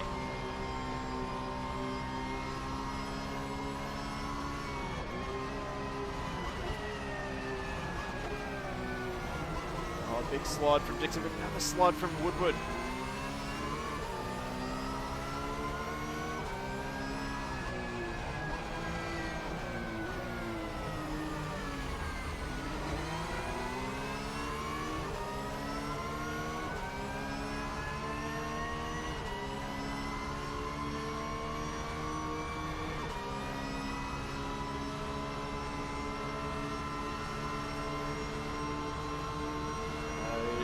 But he's got the slipstream.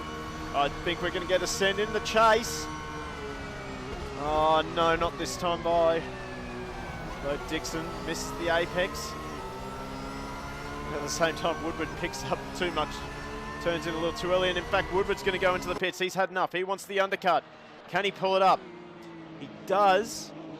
You also see Nipris and Duro into the pits. So this is crucial now for Woodward. Duro already out of the pits. He's serviced. He's done. Chris Nipris. Well, he's going to come. He's come out behind Dixon. So crucially, he's in front of Brent Dixon. He's lost a fair bit of time though to Duro. I'm having thoughts that maybe Duro didn't take tyres. So perhaps Duro very confident, good lord, with his tyre management. Was Duro very experienced with GT3 and Assetto Corsa.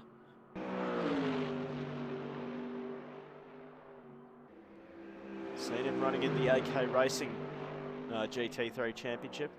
He was up at the pointy end for many of those races.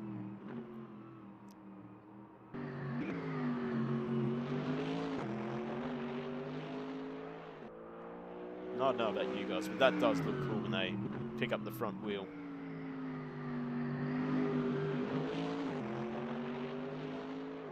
As we now see the leaders, Rafalo and Madretsky, into the pit lane. So they're going for a 50-50 strategy. So Madretsky's just stopped. Duro is flying down Conrad Straight.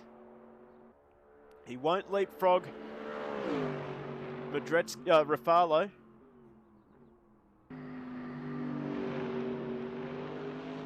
Rafalo's already moving. Can Duro leapfrog Madretsky? The answer, I think, will be a resounding no. So out of the pits comes Madretsky. He's already going up Mountain Straight. Duro is just about to enter turn one, so the undercut strategy has not worked out for Duro.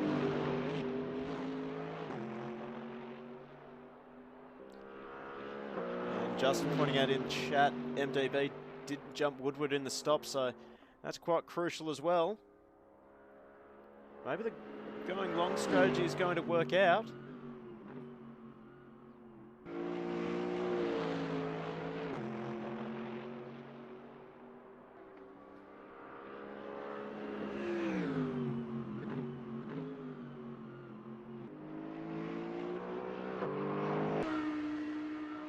Madretsky's actually extending the gap between himself and Duro.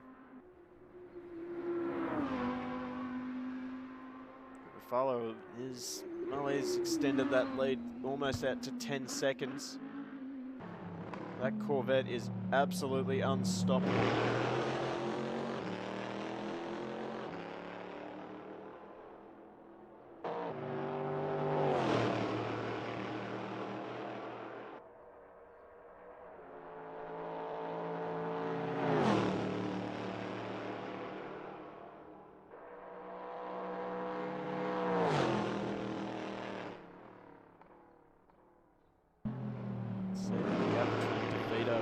That's starting to come down as well.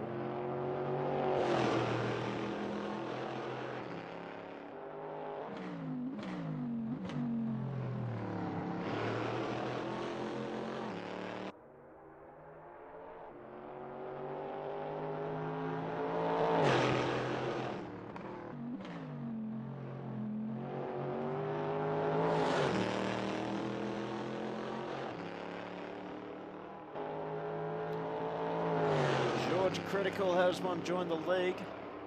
Mate, we will actually post our Discord link right here. And you can join that way. Join our Discord and you can have a look at the upcoming leagues that we have. Unfortunately, tonight is the last round of the GT3 league. But we do have a Super GT league about to start. So make sure you join the Discord, have a look at what we got, and, well, make sure you get your entry in.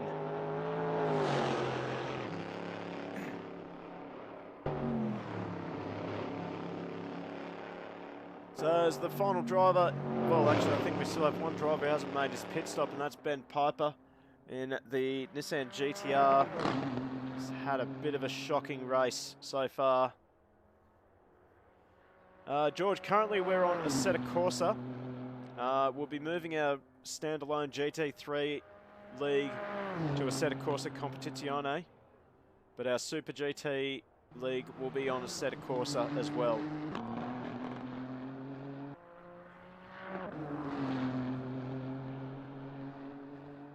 So Piper going around one more time.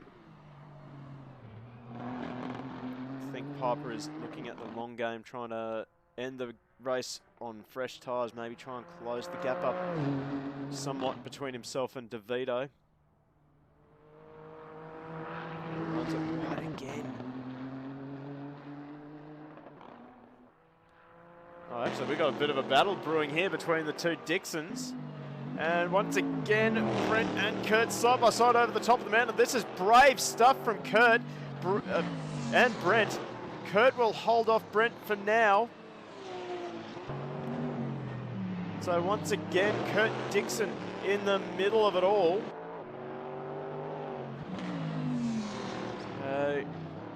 Kurt goes defensive again.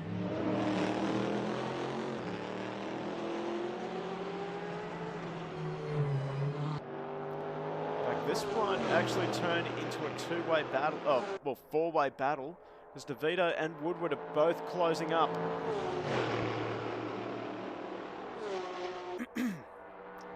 On these two Dixon brothers. George, we haven't actually haven't worked out how to link our Discord to the Twitch chat. Let me just post that that link to our Discord again. So there you go, mate. In fact, Kurt Dixon is back into pit lane. So did he pick up a drive-through?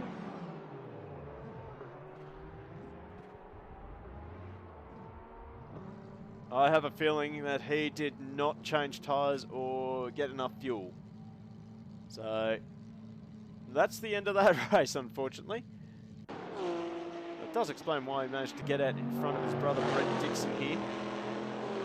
He has done Woodward a bit of a favour. Woodward sideways again.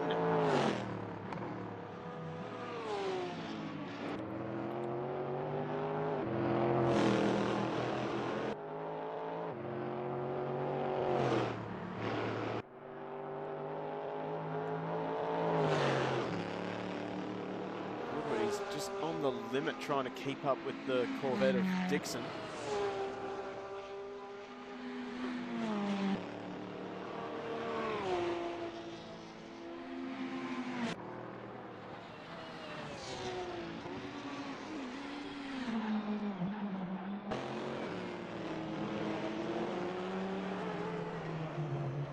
Sideways again for Woodward. Still have one driver hasn't made his pit stop, and that's Ben Piper.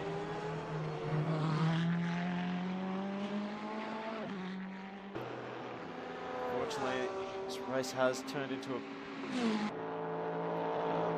I don't want to say a snooze fest, because anything can happen. It is Mount Panorama after all, but well, Brent Dixon is already stretching the legs of the Corvette. He's pulling away from Kurt Woodward. We'll definitely keep an eye on this battle. DeVito has definitely got the pace over Woodward. And unfortunately, Madretsky is, well, unfortunately for Juro, Madretsky is doing enough. He's just got 20 minutes to go, and he will be the, well, 22 minutes to go, and he will be the Go Race Promotions GT3 champion.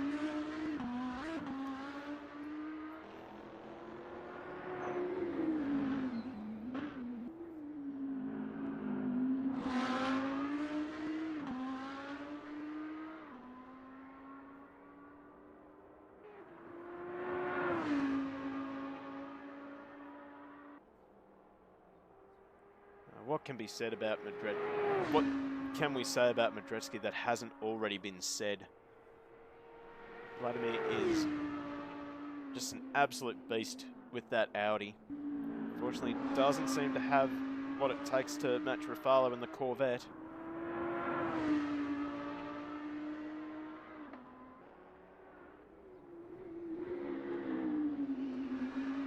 And we've seen him in AK just be absolutely dominant.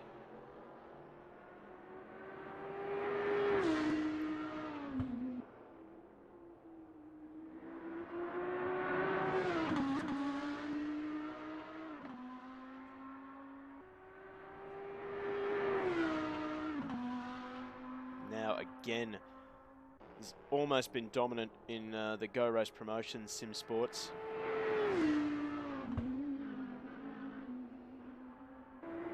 Not for Rafalo, that is.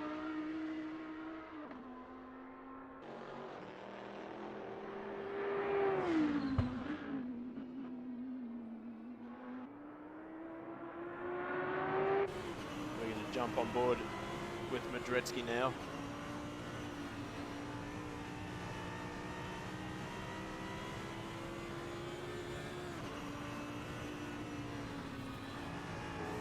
Runs it a little bit wide, tags the wall. Does have plenty of time between himself and Juro.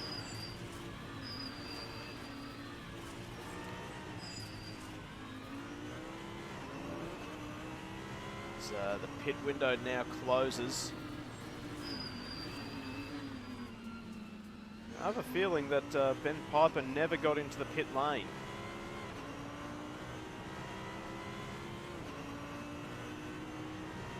So Piper is going to be slapped with a penalty at the end of this race.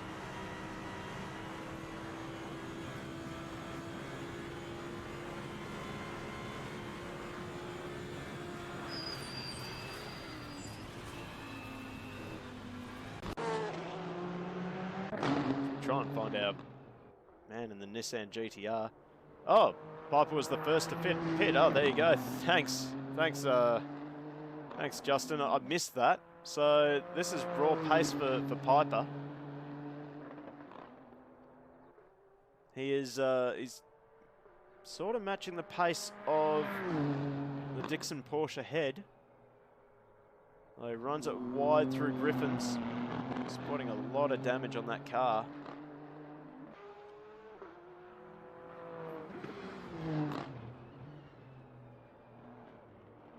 I'm very glad that you're in chat, Justin. I can't believe I missed that.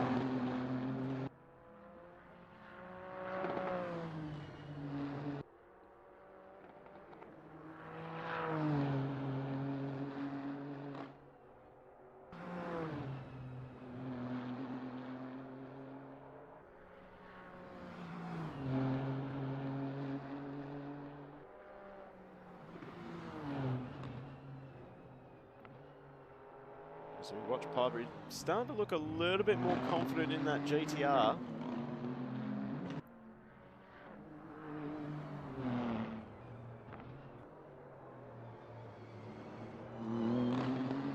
Yes, I do agree. As oh no, we've lost one of the Dixons. And I would say that would be Kurt Dixon. Brent Dixon's still out there ahead. So Piper will be elevated up to 8th position. So, huge shame for Kurt. It makes our second DNF for the night.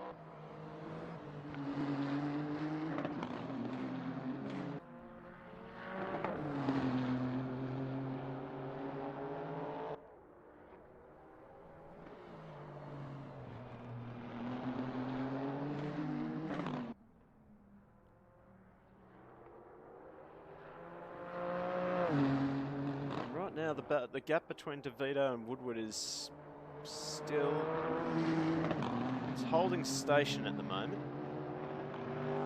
So what we might actually do is we might actually go for a little trip up to the top of the mountain, and we're just going to have a bit of a watch of the cars as they go through the dipper. So let's see if we can't get a nice little angle here.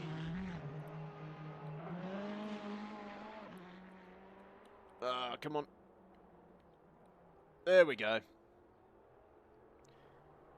So we'll get a good idea of what, how each of these cars are handling at the top of the mountain, or well, the descent from the mountain. George Critical trying to find a Super GT car you would want to drive. Mate, we also are running GT3, so there's always an option there. And of course, and we also allow custom liveries as well. There we go. So both Piper and Rafale are taking fairly similar lines. Just going to try and... Oh, come on. There we go. A little bit difficult, a little tricky to navigate this drone camera.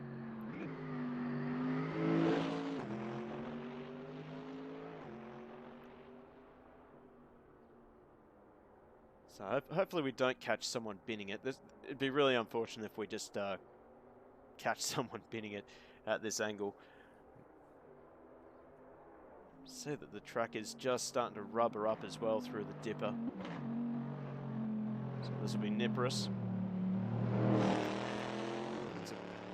Like he got a little bit of understeer just as the track fell away. Suppose that's fairly normal. So we are 15 minutes from the end of this race. So we await Brent Dixon. Is that a heli? Oh, that's a helicopter. Oh, there you go. Well, that's quite impressive. We've mapped a helicopter.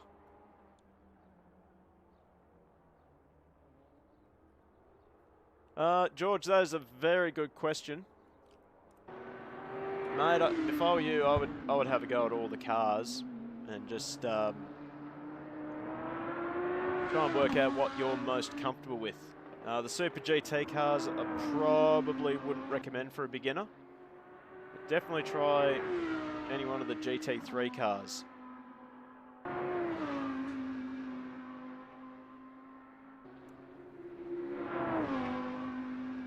Oh no, we have a driver off the track that looks like Woodward. So Woodward has dropped it off the track at the chase. And that will give... And that's going to give DeVito 6th position.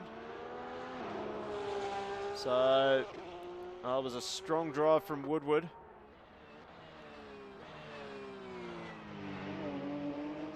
All comes to an end, unfortunately, and he'll drop behind DeVito.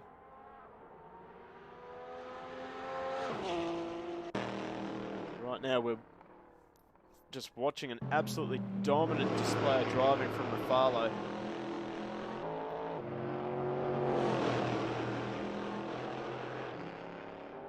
Certainly come a very long way since joining Go Race Promotions. It was always very smooth. He started racing AK racing as well in the touring cars, British touring cars. Knows his way around the British touring cars very well.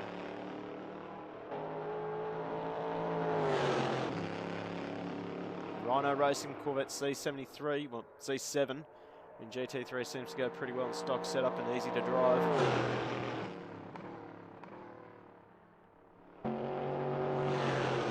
should mention that in the Super GT League we are running a proper Corvette GT3. Unfortunately, the Corvette you're seeing right now, that is a GTE car. Hence why it has no ABS. Farlow is just absolute clockwork.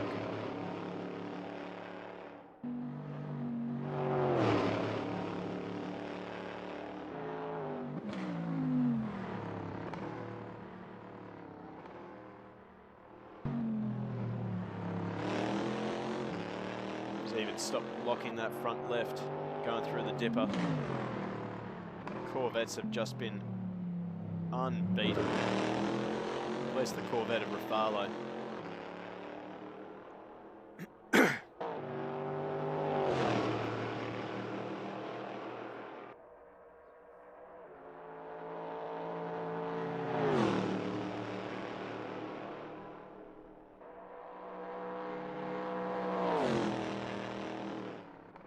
The time continues to tick down for this final race of GT3.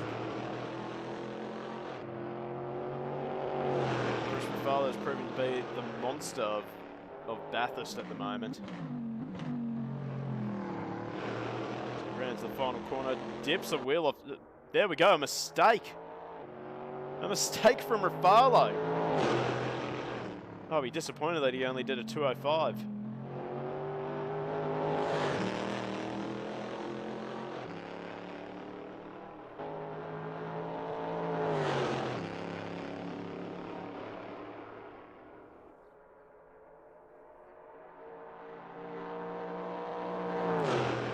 We've also just lost Kurt Woodward. So now 7 cars remain in this race. And it is becoming a war of attrition at the moment.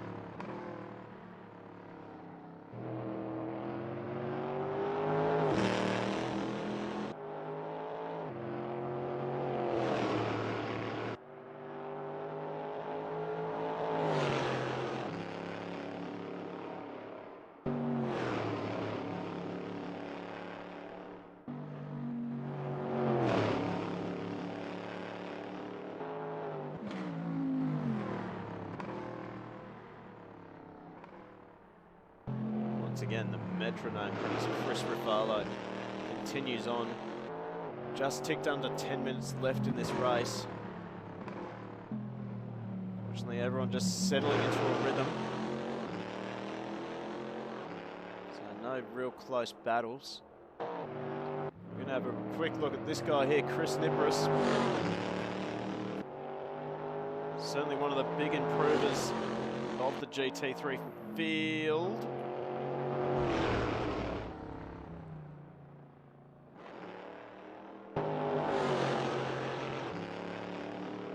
Honestly, the commentator's curse strikes again.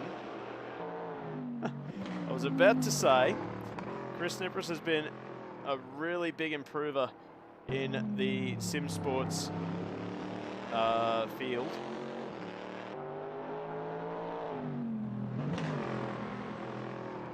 Certainly been doing a lot of laps in a lot of different sims and a lot of different leagues. Touched on him racing in the Octane Contender Series in the Assetto Corsa Competizione. And also racing AK Racing and GT Club in the DTM Championship that they have. It's just been getting better and better with the sim racing. At the moment, it looks like he will take 4th in the championship. He's just got to keep it all together. He'll finish just a little bit off the podium.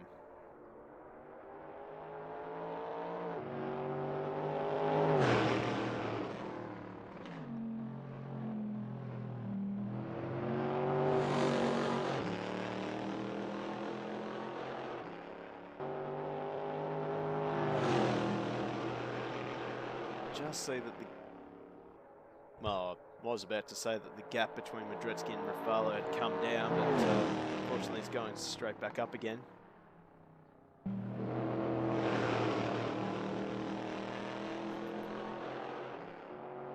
Let's have a look at this guy here though, Brent Dixon, another one of the good improvers. Very consistent all season long. Just ticks off the results time and time again.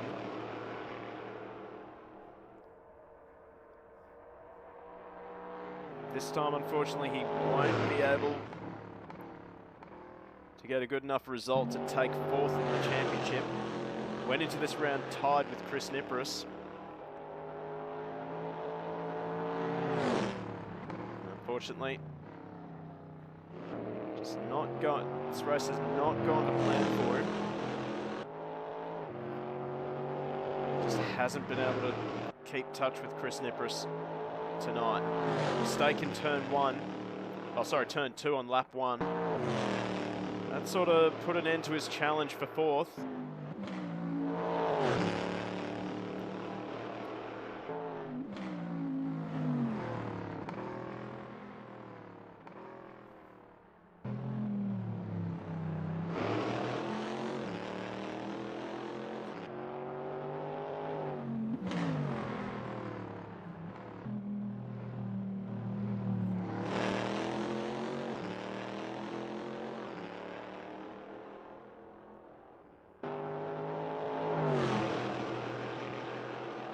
Less than 6 minutes left in this race.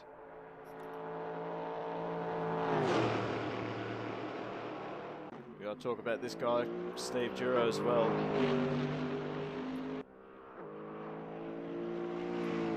Well, this race hasn't quite gone to plan for him, but just do some quick maths in my head. Dropped 7 points. Just do some quick championship mathematics here. Let's see. So currently right now Vladimir Madretsky is on 90 points, Chris Rafalo on 71 and Steve Duro on 79. If they finish as they are, Chris Rafalo will end the championship on 96 points. Well,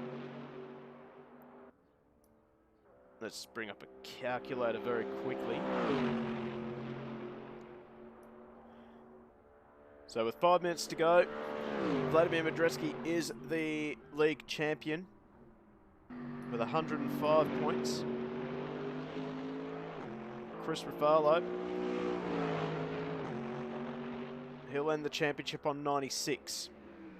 Now this is the big question. So Steve Duro, he entered the round on 76. Got 3 points from the shootout and currently is earning 16 points. So unless something happens ahead of Duro, Duro will drop down to 3rd in the championship. So not the ideal way that Duro would have wanted to finish this championship.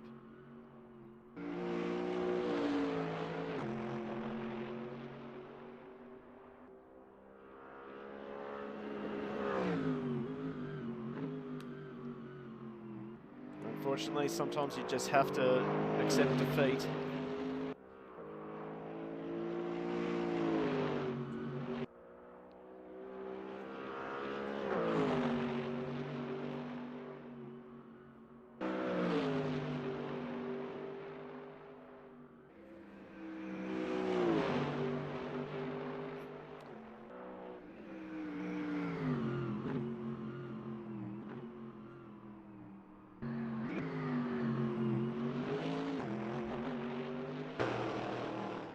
Raffaello, he'll get one more lap after this.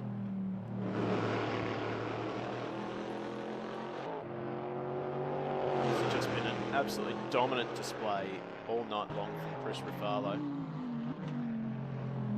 So he's coming up onto the back of Michael DeVito's Ferrari.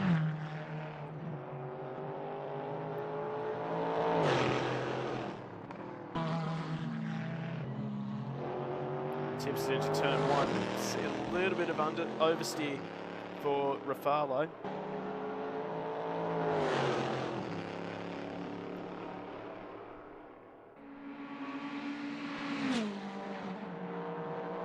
So he'll be absolutely thrilled with second in the championship. He missed round one.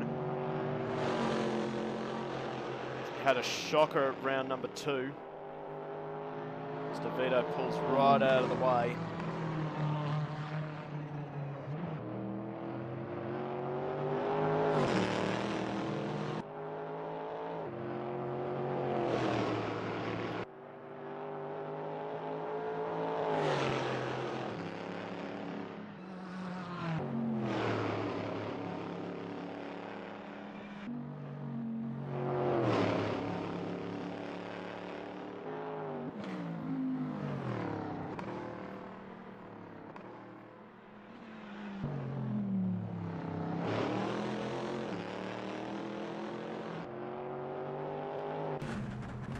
Right on board with Chris Raffaello.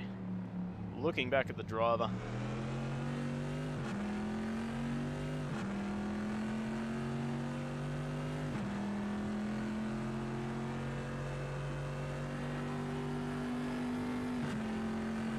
So he gets set to start his final lap.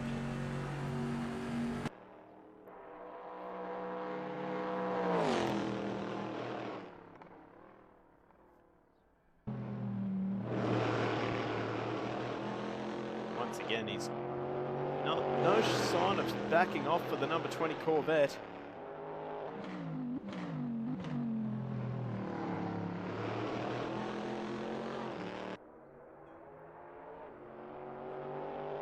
He starts the final lap.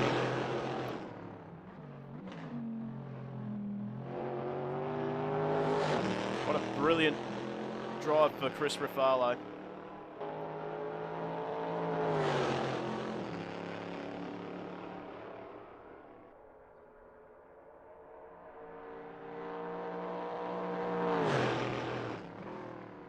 Really starting to make a bit of a name for himself in the sim racing. Just such a smooth driving style. In fact, you'll see it right here.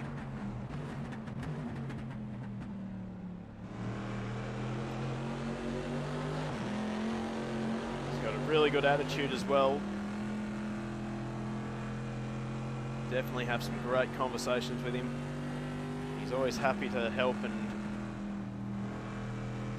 whatever advice he can to newcomers. Just see that he's got this driving down to an absolute fine art. I was about to say just one movement of the steering wheel, one movement of the accelerator and brake.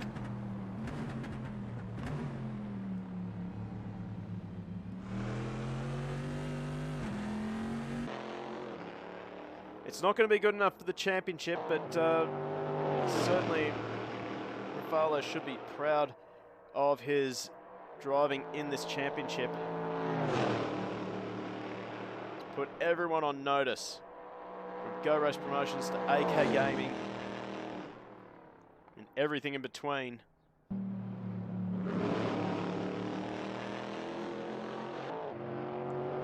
Chris Raffaello exits the chase for the final time into the final corner, and he will take out the grand final for the GT3 championship.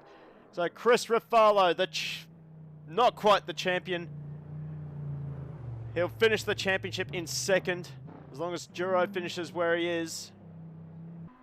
But this guy here, he is your champion. Oh, he's had a bin somewhere. So there we go, Vladimir Madretsky, your GT3 champion for Go Race Promotions.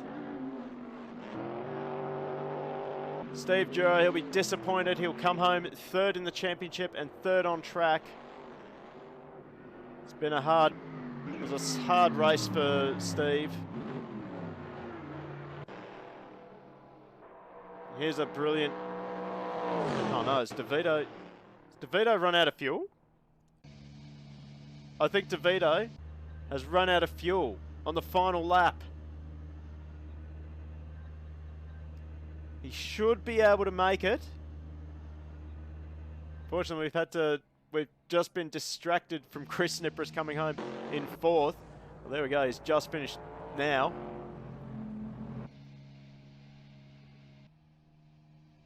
Has DeVito run out of fuel? The engine's running.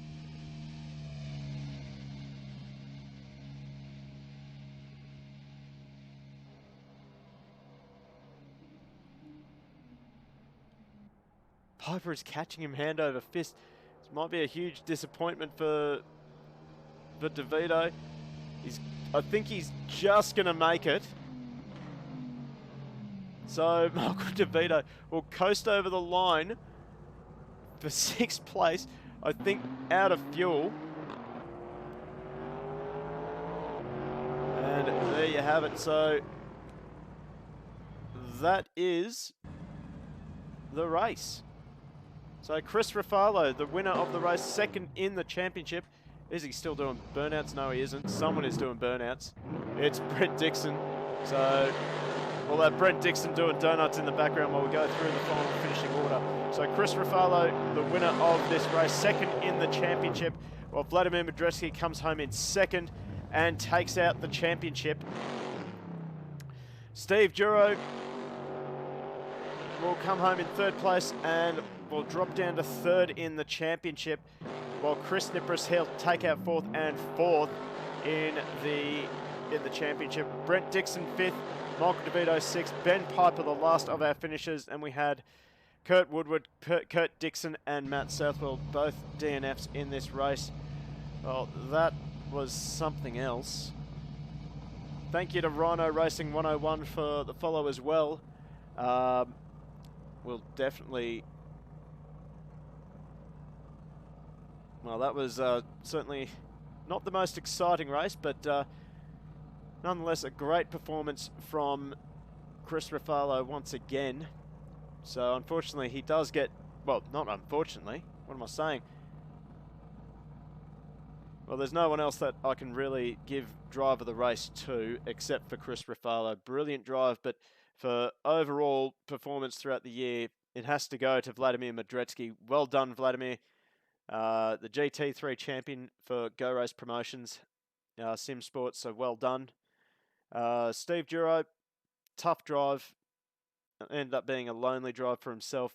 Ended up being a lonely drive for a couple of people, but certainly an exciting battle between, of course, Kurt Dixon, Kurt Woodward, and Michael DeVito.